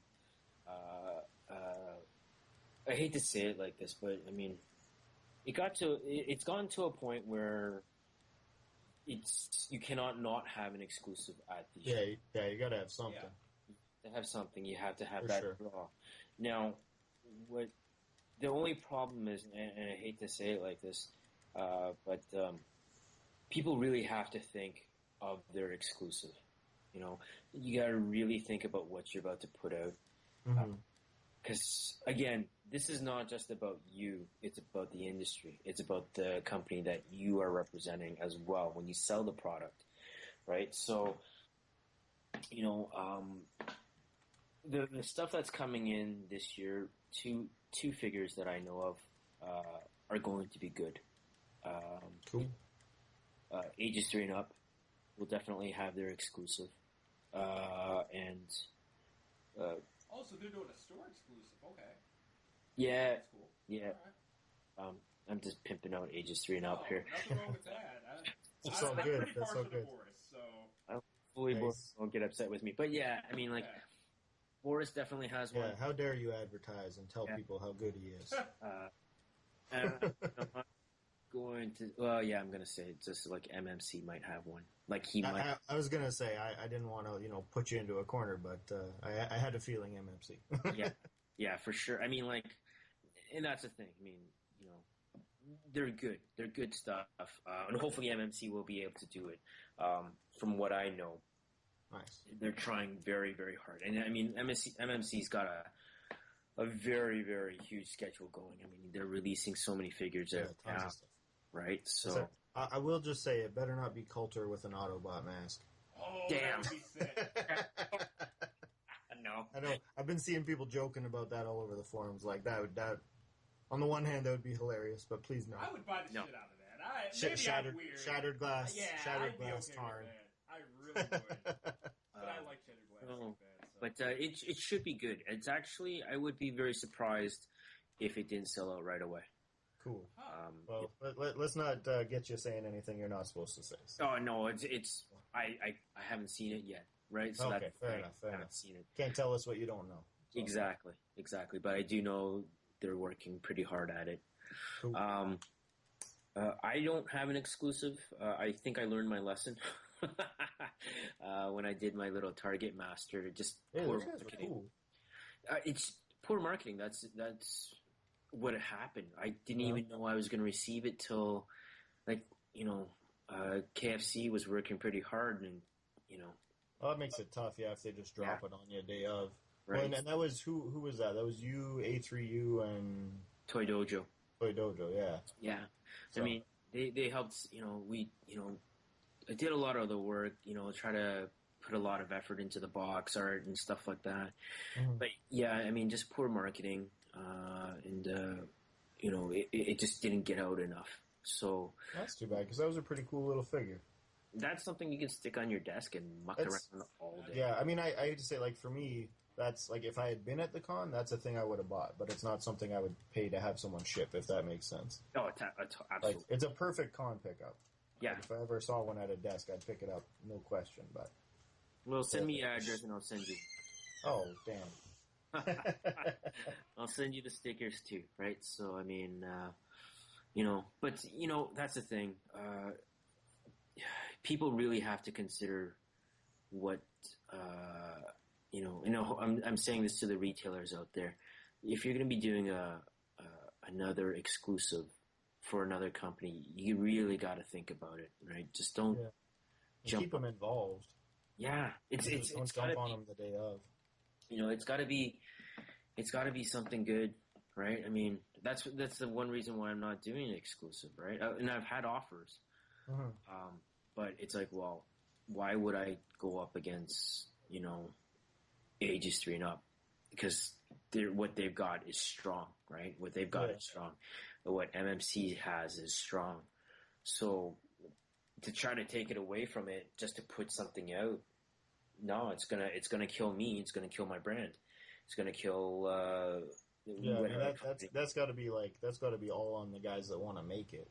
Oh yeah, not on you. If they're taking all the risk and you just got to give it table space, that's not bad. But well, yeah, no, that's otherwise never how it works, right? Yeah, well, of course, right? Yeah, so I mean, it's you got to get something out of it. Yeah, so I mean, and this is just people like common sense, really. It's like, hey, if you're gonna make let's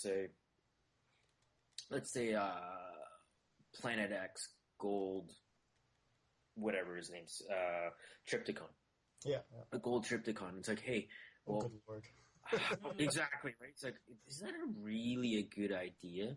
That's not a thing that's actually happening, is it? No, it's not. Oh, okay. No, it's not. But I mean, seems like a pretty far out there idea. I didn't know where you got that. But you see, that's the thing. I mean, people, can you think about it first, right? Like, is that really a good idea, or are you doing? I mean, the stealth Sphinx that they did, like, that makes sense. Yes, that's a slam dunk. as far as exclusives, but there's definitely been some stuff where it's like, Yeah. Like I have a TFCon exclusive. What is it? The Toy World like Fortress Maximus. Oh yeah. But I have the TFCon exclusive like Grand Max colors. Yeah. I can't sell that thing for half a retail. I'd have to give it away, I think, to get rid of it. Yeah. It's not a bad toy. It's cool, but yeah, no, it's just it doesn't fit the scale of anything. Yeah. Right, and it was just kind of lackluster too. I mean, yeah. I just wanted a Fortress Maximus that I could put on my decks. Yeah, makes sense. All it came down to. But then I was like, when I got it, I realized it was the wrong colors. I tried to sell it or like trade it for the other one. I was like, oh, it's a con exclusive. This will be easy. No, nobody wants it. Yeah, that was out in Chicago as well a couple of years back, right? So yeah, 2014, I think. Yeah, I bought one just because everybody was like, Eric, why don't you go buy something? And it was like, all right, here, I'll go buy it. And then we all looked at it, and I mean, like even another third party company was hovering over it, and he's like, oh, maybe you shouldn't have bought it. It's like, no. Thanks. No, I'll tell you this. No. I was actually working the TF Source booth because it was TF Source exclusive or whatever.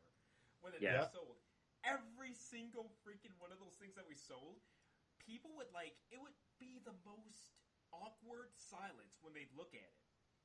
They just sit there and stare at the box, and it was literally at least 2 minutes per person. And then I think it was just, this is an exclusive, so yeah, why not? And that's how every single person was, or purchase was. There was no person that was just like, gotta get that Grand Max. Oh my god, that makes me... It was just one of those things where people kept buying it, but I don't think anybody wanted it. They literally kept freaking buying it. This is going to sound stupid, but I actually had that moment. I literally drove across the city to meet the guy I bought it from, a local dude. Mm-hmm. Drove all the way home, took it home, put it on my coffee table, opened it up, and I did the exact same thing. Dude. I stared at it for 2 minutes, and I went, well, I guess this is mine now. It was crazy.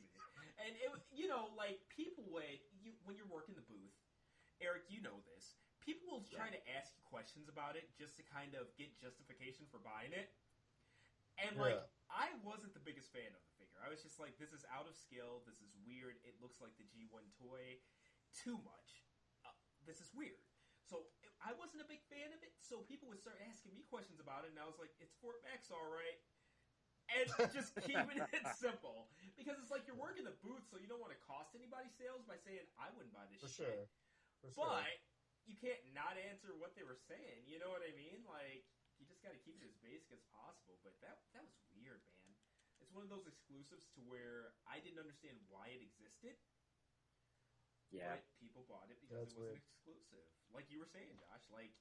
It was 8 hours of me watching people do that. Just stare at the box and think about their life. Well, and I think a lot of those do that. I can think a few of those TFCon ones. There's the, what was it, Evilla Star or something? They did a con exclusive that one too. Yeah. Astro. And it's I'm sure people bought that, but I never see anybody talking about it. Absolutely. And I'm sure there's a few others. I don't want to just bust on Toy World. I realize both of those are them. But, it's not just Toy World. It's other guys putting out figures that just nobody cares about. But I will say this, with Toy World, didn't they pretty much disappear until this year after that? Yeah. They made some definite calculated errors. Yeah, they ducked out for a year or two. Yeah, after that there was no Toy World, and all of a sudden then they came back all Masterpiece gung-ho with their new Masterpiece stuff that doesn't fit with any other Masterpiece. Here are Seekers that are a foot taller than the rest of your stuff. Yeah. All right. Optimus Prime? You ever seen a guy wearing an Optimus Prime cardboard box costume? That was so weird. There you go. It's like a guy cosplaying Optimus Prime. And I try to, on my Facebook page and stuff like that, I try to keep things pretty, I guess, down the middle. Yeah. But even with that one, when I shared pictures of it, I just wrote, I don't understand the existence of this thing. I just had to be straight out. And of course you had those people that were like, well, it fits into this and that. And then it's like, are you actually going to buy it? Well, no, but I could see. No, you're part of the problem. Yep. You are why people making stuff because it existed once. Exactly. That was just but nobody's paying for it. Weird thing. And speaking of Seekers, One set that I will say is timeless. Eric, I asked you about, stuff that you find memorable about collecting throughout the years. For me, the iGear cone heads, to this day, are hot stuff. I love those things, man. Which cone heads are you talking about? The first one or the actual the 3-pack? The first ones, the Masterpiece scaled ones. I know they all had the same names. I remember. The classic size ones had the same names as the bigger ones, but I'm talking about the original Masterpiece, the ones that came out, and there was like a G2 Ramjet and stuff like that too. Yeah, well, those were. I couldn't believe how expensive those got. Yeah, those got crazy. Just jumped in price, and I mean, to this day, I still see it pretty high. They're still expensive because even the official cone heads are like $250 each. Yeah. So the price on those iGears isn't going to drop. I think they retail for like $100. Yeah. Yeah, probably. But the thing is, they've made KOs of the iGear. Oh, of the cone heads. Yeah, they made KOs of the cone heads. Yeah. So it's kind of weird. I mean, at least I'm pretty positive because I've been asked to get it. So I mean, I just kind of refrain from doing that one. But yeah, I mean the iGear cone heads were nice, but I preferred their second Seeker set, the 3-packs. I thought those were really, really nice. But because they were 3-packs, people just did not want to pick them up. Which one was that? The Voyager ones? No, the Raptors or whatever. Yeah, the Raptors. They were a little bit larger than Voyager, I think. Yeah, I like the looks on those guys. They had, the faces actually was what kind of held me back on those because they were nice kind of IDW style Seekers, but I remember the faces kind of like concave. The faces. Yeah. Like the same problem that KFC Perceptor. That thing's like a perfect Last Stand of the Wreckers Perceptor, except it looks like he got punched in the face. Oh, I know exactly what you're talking about, yeah. Like, I don't know why. I don't know what's up with that face. Everything else looks great, but that keeps me from buying it, and that kept me from those iGear Seekers, too, because they look nice. And it's weird because it makes, like, the shadows hit weird on them and stuff like that, the face. Like, you can tell it's got that slope to it. Yeah. So, nope, I understand exactly what you're saying. Face sculpts are tough. I think that's a conversation for another day. Oh, yeah. We could do a whole pod on that, I think. And it's crazy how many figures, though, without going into detail or whatever, that are just so perfect besides the faces. Except for the face, yeah. Official and third party, but more so third party, to be honest. I agree. Takara and Hasbro got their face sculpt game on point. I agree. Completely agree. And that's one of the things with, like, the Masterpiece lines where, engineering-wise, I think third parties are right there. I think that there's a lot of stuff that third parties do that Takara Tommy still does it when it comes to their Masterpiece line. But those faces and stuff like that, it's crucial because it's what you look at. Yeah. Well, and I think that's why the official comes out, and then a lot of people sell their third party stuff. Like I'm looking at guys like I can tell you one figure I have. I have multiple copies of it because I have the TFCon exclusive and stuff. Okay. The Ocular Max Sphinx. Okay. Fantastic figure. In my opinion, I really can't see Takara putting out a figure that is better. But I guarantee you they're going to put out a better face sculpt. That makes sense. And the face sculpt on there is not bad, but it's not quite right. Like, it's so close. And it's like a 99.9 out of 100 figure. And it's just that 0.1 is just the kind of not quite right face. And I think that's fair. I haven't had any experience with Sphinx at all. But everybody says that it's just fantastic. So no, it's wonderful. And it looks good. Yeah. Now, one thing that I will say that Takara Tommy has gotten really good with is transformations too.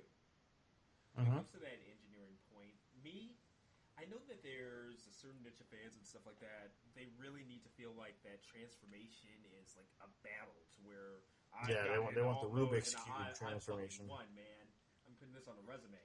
But it's like, for me, I just want to be able to wear, and this is where Fans Hobby really gets me. I take a minute or two and transform a Fans Hobby piece or whatever. Yep. No frustration. No small little, like, this has to be turned just right or else, this is going to break. And, you just transform it. It goes from a robot For sure. into a bot, and you haven't wasted a half hour. Yeah. No, I did Gunfighter without the instructions. The only thing I had to look at was popping like the wheels down, because I didn't realize you could do that. And then I once I did that, everything else was all like super simple, straightforward. And it, as a photographer, and you'll understand this, CJ. Like, I do appreciate a complex transformation if it's fluid. Yep. But ultimately, as a photographer, Time for that shit. I sit down, I spend 2 hours shooting a figure. I don't want to spend another hour transforming it.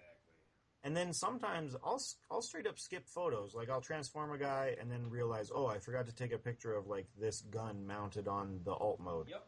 Well, guess they're going to someone else for that. Exactly. Because I'm not doing and it. I'm the same way. Even when it comes to videos and stuff like that, there are times to where, just because I don't want to be bothered with transforming it back and forth and this and that, to where I won't even do like a video review for days.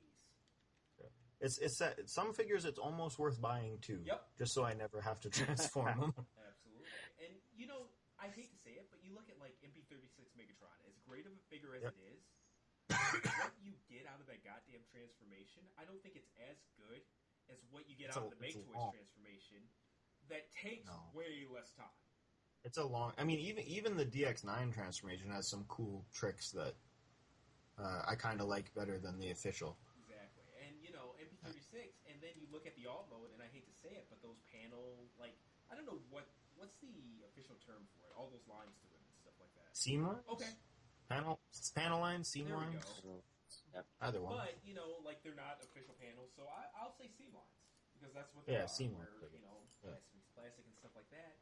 It's just not a very clean alt mode, and it's like, holy shit! I spent 30 minutes for this. That's just where, and of course, that's the first time. I'm not saying you've transformed it 50 times and you're still spending that amount of time on there, but it's one of those things to where if I'm spending that kind of time, it better be immaculate. Yeah. So that's just kind of where I'm at. But it is what it is. But it's kind of one of those things to where we're in a spoil of riches to where we're at a point to where that's what we're complaining about. Not not being we're definitely and now it's little bit really is a little bit spoiled. Exactly. And I even when I did Gunfighter or whatever, at the end of the video portion, I had Gunfighter, I had MP10, I had MP30, whatever the hell Optimus Primal is. I believe I took down Perfect Effect, the Beast Guerrera, or whatever, because even though it's classics to me, a lot of people call it Masterpiece, so whatever. Yeah. I think it could be either. Yeah, it's one of those things it works where for I'm both. not going to argue it, because I get it. Yeah. Beast Wars characters were small, so you can kind of cheat it. Makes And sense. it's one of those deals to where, like, it's such a spoil of riches, to where we not only have MP10, but now we've got a laser Optimus Prime that in Masterpiece scale. That's fucking or crazy. the fact I'm still getting over the fact we have a Masterpiece Optimus Primal. Yes. Like that shit is. I never, in my wildest dreams, third party or official or anything, I never thought I'd have that. And then on top of that, now we have Cheetor, we're getting Dinobot, and who knows what we're gonna get. Absolutely. It's crazy. Absolutely. So, and that's the thing, Takara Tommy is responsible for a lot of this. So for me, third parties, if you're listening, I'd like to see more classics because that's where there are a lot of gaps. And even though, it seems like Hasbro is renewing licenses and stuff all the time. But then when you see the actual figures, it's something stupid. Like, why is Sound Blaster or Blaster a fucking headmaster? Pardon my language. But the gimmick... Well, that's just a line gimmick, and that's right? the thing. Everybody it's is. at that point to where... Now, first it was combiners. So there are 1,000,001 shared modes and stuff like that. To where Wheeljack is the same as... I don't even know. I believe it was the same as, like... Breakdown. Was it Mirage as well, or no? No. Wheeljack was Breakdown, and then he was. He's in the Victorion set. There's one of him. Jesus Christ! And Oh, and Sunstreaker. He was Sunstreaker. and that's what I'm saying. It's like one of those deals to where Wheeljack was not Sunstreaker style of Lamborghini. Like what? Yeah. So when it comes to those unique style toys and stuff like that. Even though the reveal of the shield was good, I'd really like to see a third party do a Classics Wheeljack. I'd be more than freaking okay with that. I don't know where the Classics collecting community is. I don't know if those those are big sellers at all. Eric, maybe you can. People are still buying. I just had somebody drop off a few figures for somebody else, and he was buying classics. The last BotCon, there was a ton of sellers still selling classic figures, and there were still people buying them, right? Even at the prices that they were selling at, and they're not cheap by any stretch of the imagination, but they're like 30, 40 US a piece, right? So, they're still selling. I mean, people are still buying it. And yeah, those figures, like, the thing about the classic figures is you can take it down off the shelf and you can mech around with it and you'll be fine. Whereas with the masterpiece, it's like, okay, well, now you're really starting to dedicate some time to it. Yeah. And you're starting to put some wear on it and stuff like that. So, I mean, and people also realize that the price, like some people who are collecting the masterpiece realize, okay, well, I'm spending like $100, let's say, on a figure. I'm going to treat it a little bit better than what I would with a $25 figure, right? So it's definitely people are being a little bit more conscious of it. But yeah, the chug lines still exist. Still, people are still buying it. I mean, if they're still buying the, what's that line that's out right now for Hasbro? All the Headmaster series. Yeah, the Titans Returns. They're still buying it. That still kind of fits in the chug line, right? Yeah. And honestly, like I actually collect that line, and that's actually some of Hasbro's best work. I think a lot of people are turned off by the fact they're Headmasters, but the actual engineering that goes into some of those toys is pretty impressive for mainline stuff. I liked it until when I saw them at BotCon, I was like, holy cow, this is amazing stuff. Mm-hmm. And then I opened up Skull Cruncher, and oh my god, everything was just pop, pop, pop. Wow. I don't need to transform it. You know what? If you want to give it another chance, like I will say, as someone who has most of the line, Skull Cruncher is probably the worst figure in the line. Oh, I see. If you can get some hands-on time with like a Titan's Return Top Spin or Trigger Happy, those things are phenomenal. Skull Cruncher is really like probably the bottom of the barrel for the line, unfortunately. So if that's where you're judging it from, I totally get where you're coming from. But see if you can get some time with maybe something that's a little nicer, because that guy's not representative of what they're doing right now. Okay. Well, yeah. Top Spin or Trigger Happy, if you can even just mess with someone else's, I think you'll see those guys are leagues ahead. Okay. Yeah, I'll give it a shot. Why not? And I will say, with that, is it Titan's Return, the Headmasters? That was, I wouldn't say a nail in the coffin, but that's when people really started to kind of evaluate where Fans Project was at. Because now, all of a sudden, I remember Fans Project was in the middle of their releases or whatever. They hadn't released like the full line and stuff like that. They still had a couple. And then all of a sudden, Hasbro was coming out with all of these Headmasters, and arguably there were a few of them that looked better, like Chrome Dome, for example. There no comments. Not only that, but by Wave 2, you can get all 7 of the original Headmasters, which Fans Project still hasn't achieved, and you can get them all for the price of like one Fans Project. Yeah. That's what I did. I wanted the Fans Project Headmasters for so long, and I just kept putting it off. By the time I was ready to buy, I ended up just getting all the Titans Return ones. Yeah. And, they're not... I'm not going to sit here and tell you that they're as good as the Fans Project ones. That's not at all what I'm saying. But for the price I paid, and for what I can look up right now and see on my shelf and see all 7 OG Headmasters, I'm happy. Absolutely. And you know what? When it comes to bang for the buck, that's a real factor, especially when it comes to lines of figures. So, yeah, I mean, Fans Project, man, I love them. I love their design style and stuff like that. And there's stuff of theirs that I will never, ever, ever get rid of. Like, just put it in the casket with me. It's good, But, man, I just really hope that they get it together.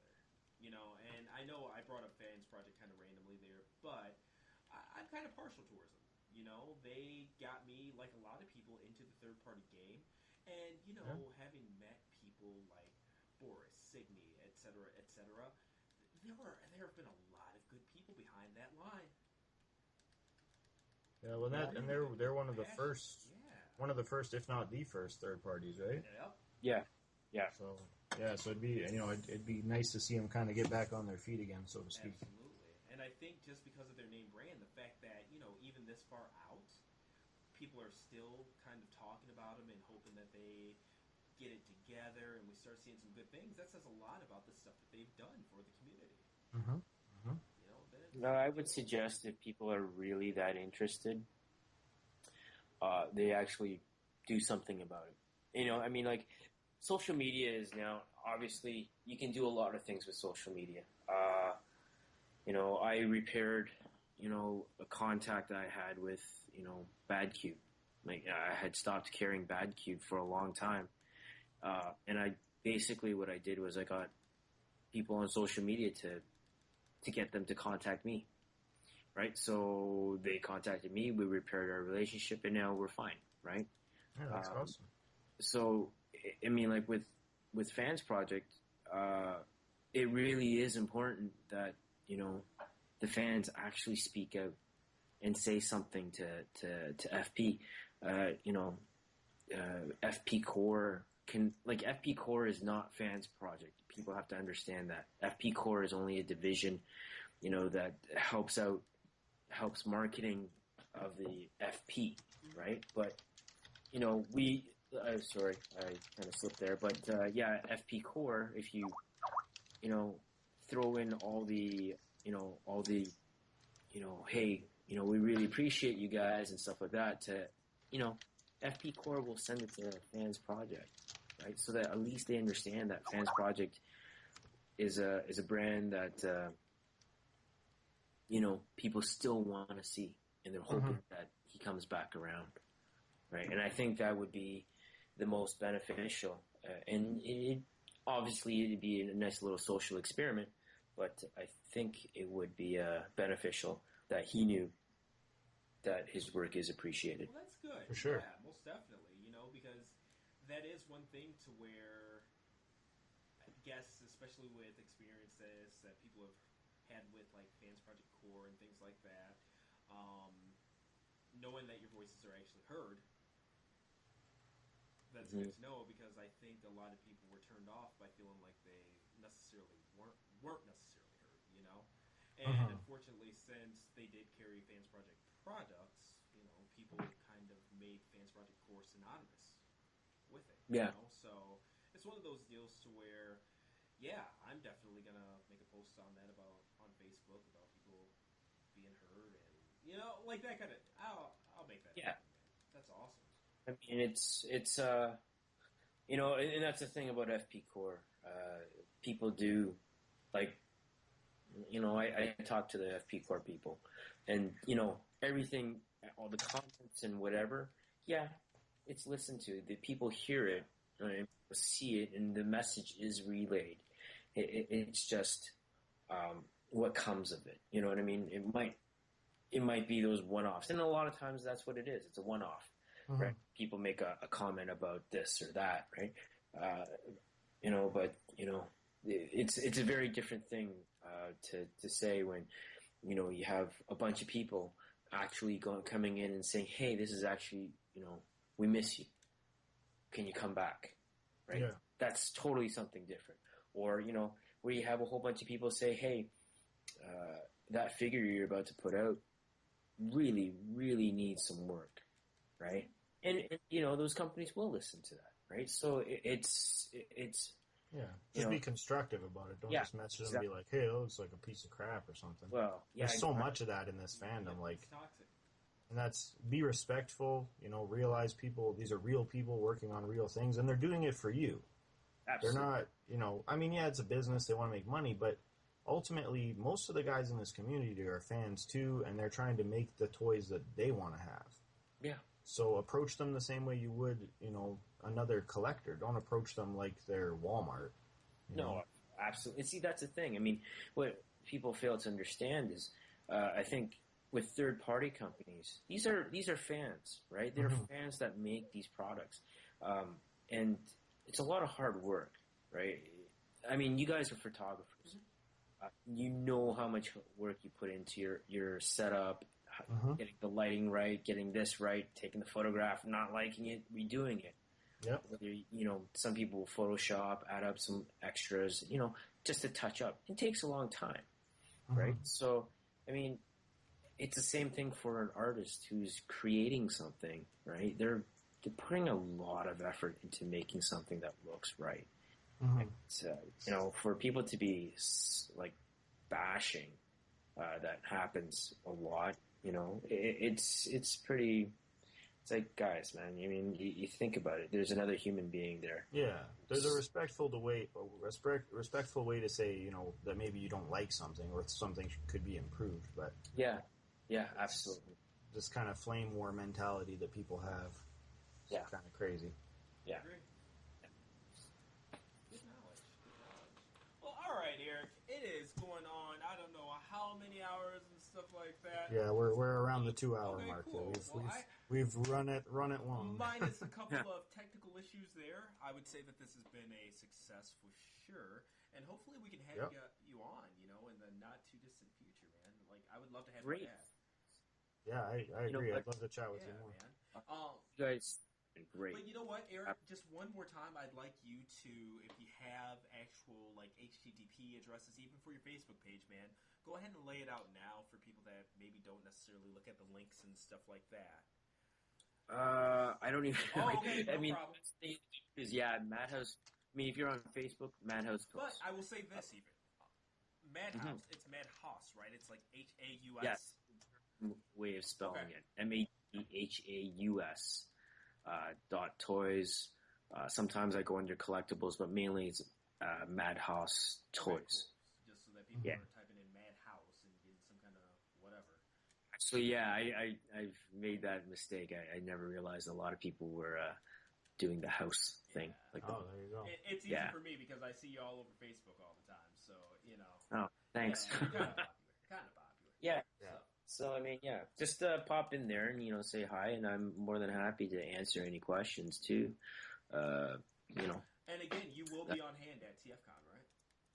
Yes, I will. And like I said, if you come on down, please join in with the I'll have you in with the TF review type thing with Boris and whatever reviewer we can get. We'll do some reviews and check out some toys and stuff like that. Okay, cool. Yeah, that was fun last time, man. And some of the ideas that you had for improving the format seemed really cool, too. So. Yeah. And actually, I might be able to speak this time. Hey! It is kind of your thing, so that'd be nice.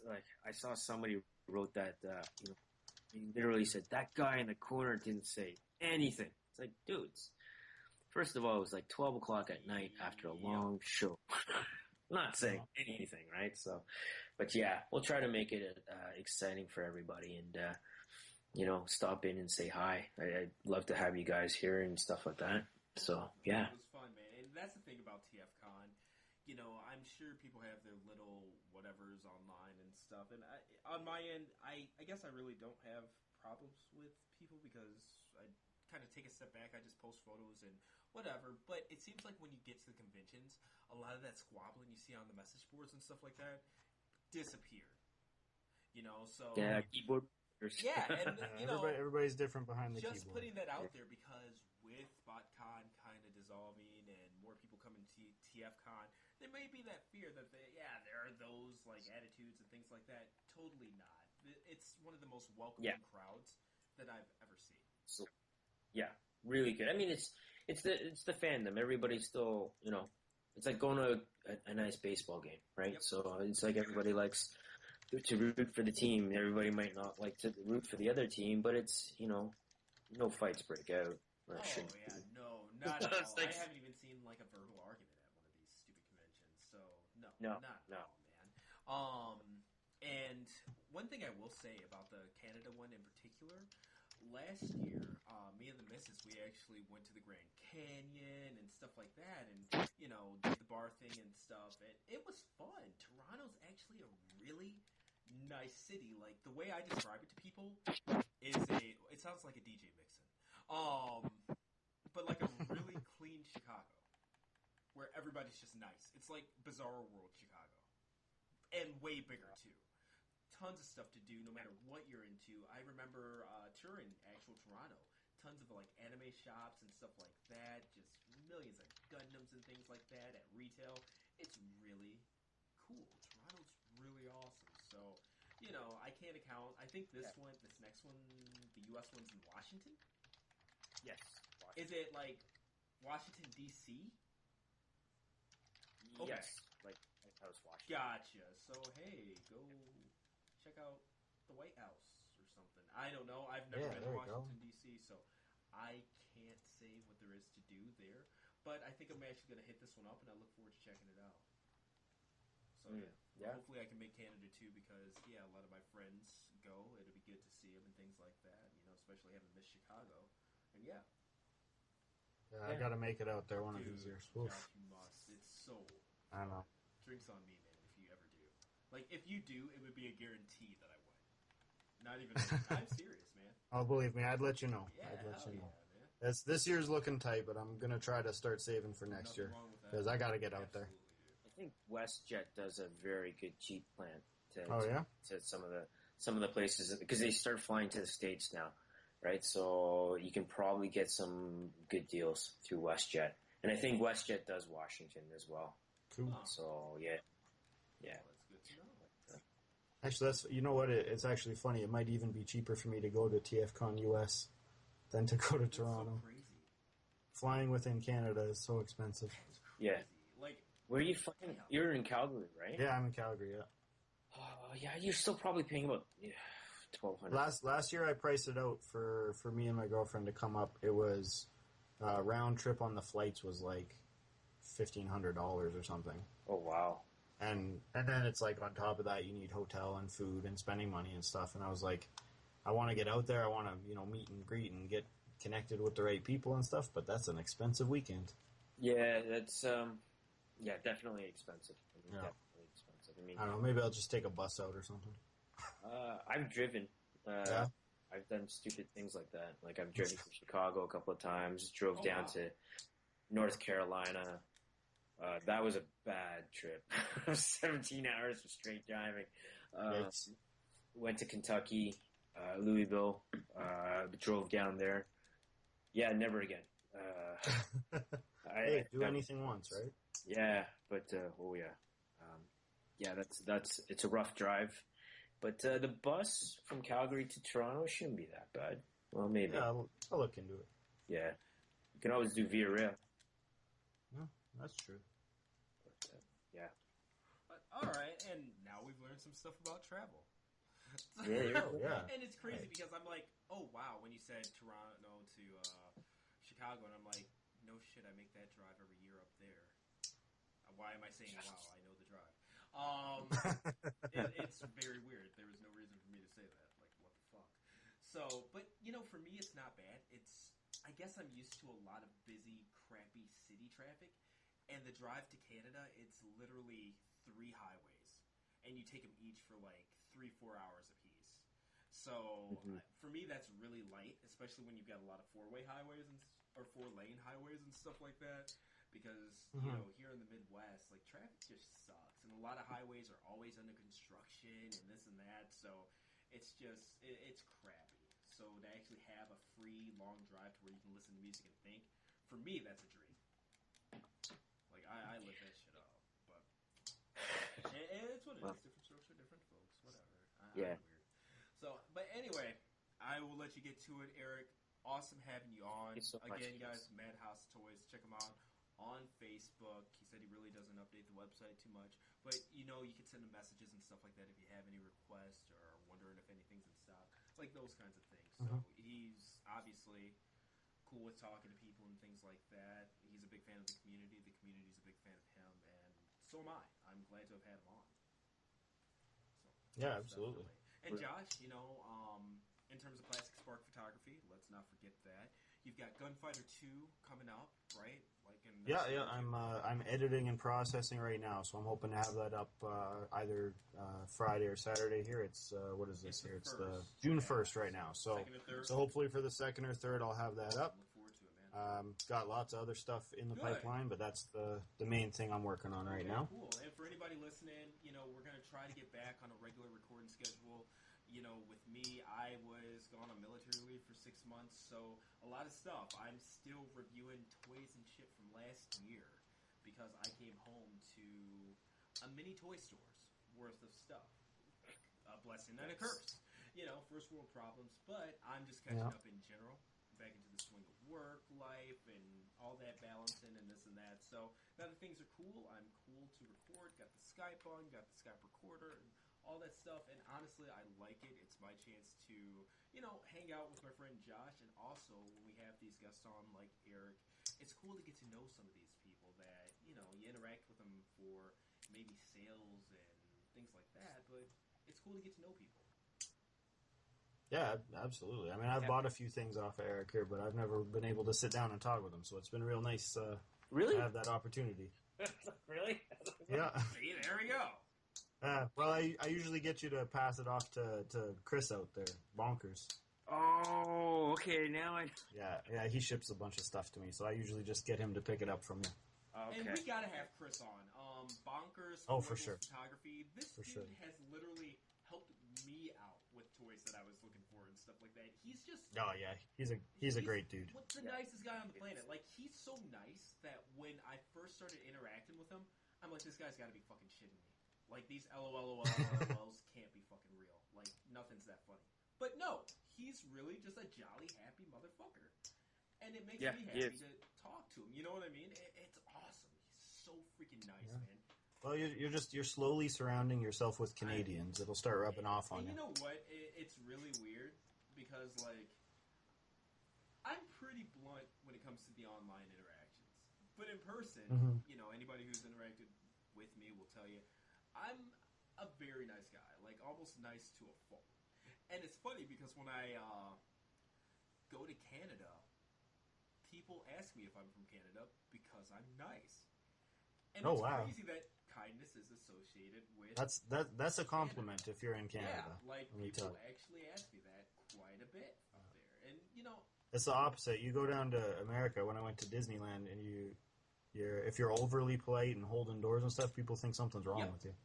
And that's how it is Really? here. And I'm one of I got that a couple times. I'm one of those people to where if I look you in the eye, I don't care if I've never seen you in my life. I'm saying hello, good afternoon, and things like that. That's just how I am, and it makes me comfortable.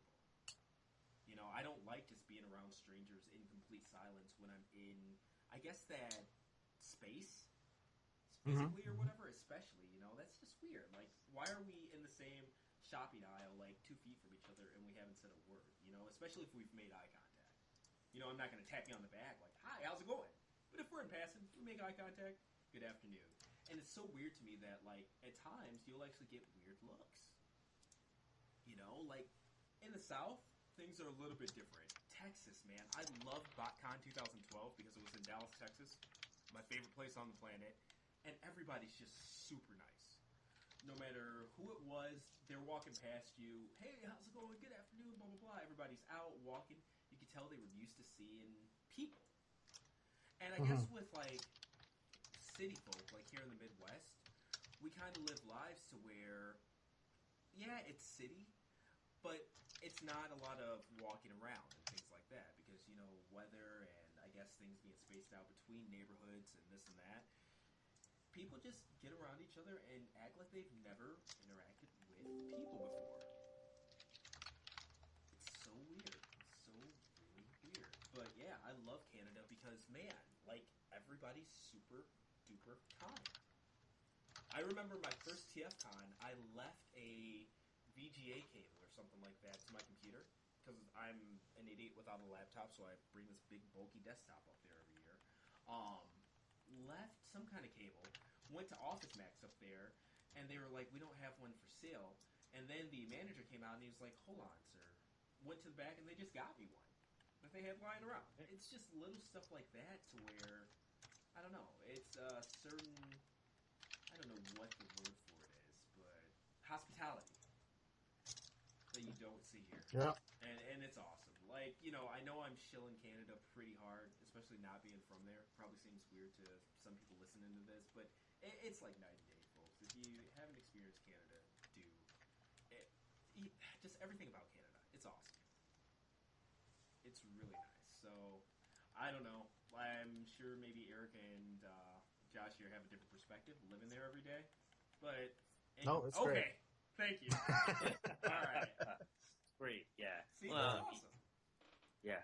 It's better than most. We'll put it that And way. it's crazy about Canada. I pointed out something to Liz. Like, we were driving from TFCon to the Grand Canyon or whatever.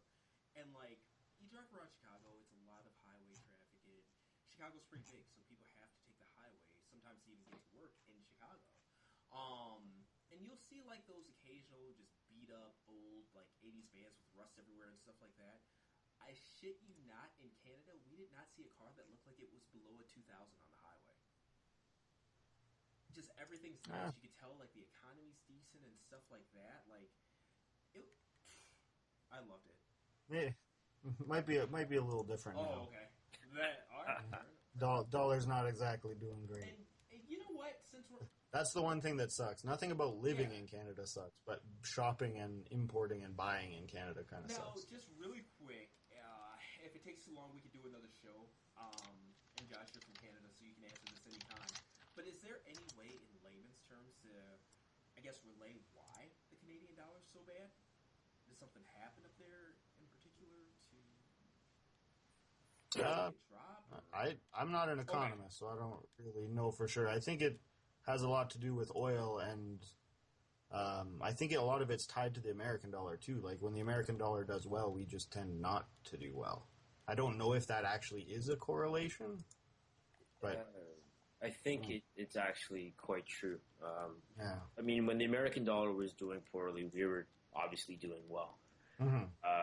And that just doesn't sit well, right? It just doesn't. And the fact, I mean, this is a whole can of worms, like, really.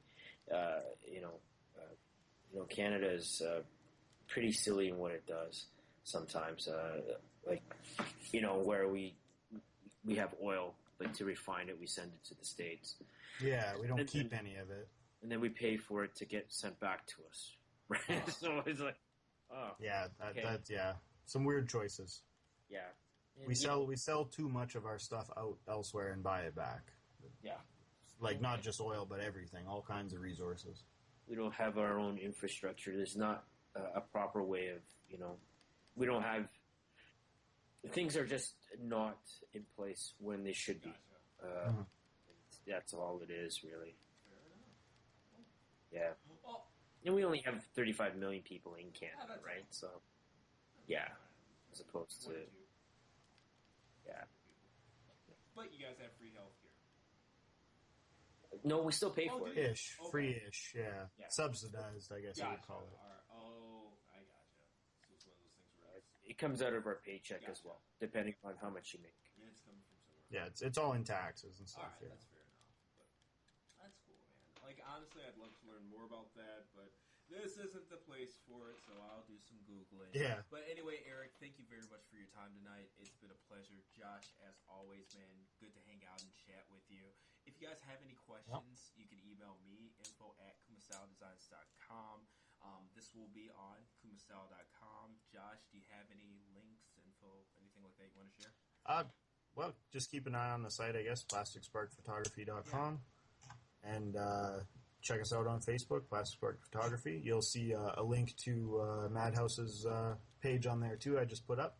Oh, thank you. And we should have this pod up once you're done with it there, TJ. Absolutely. I actually am organized now, so this should be up by, it's already midnight here, by today or tomorrow, the 2nd or 3rd. So, yeah, we'll Awesome. keep it relevant this time around. We recorded this last week, and things we're talking about are out and spoiled, and, predicting things that have already been released. Podcast from the 60s.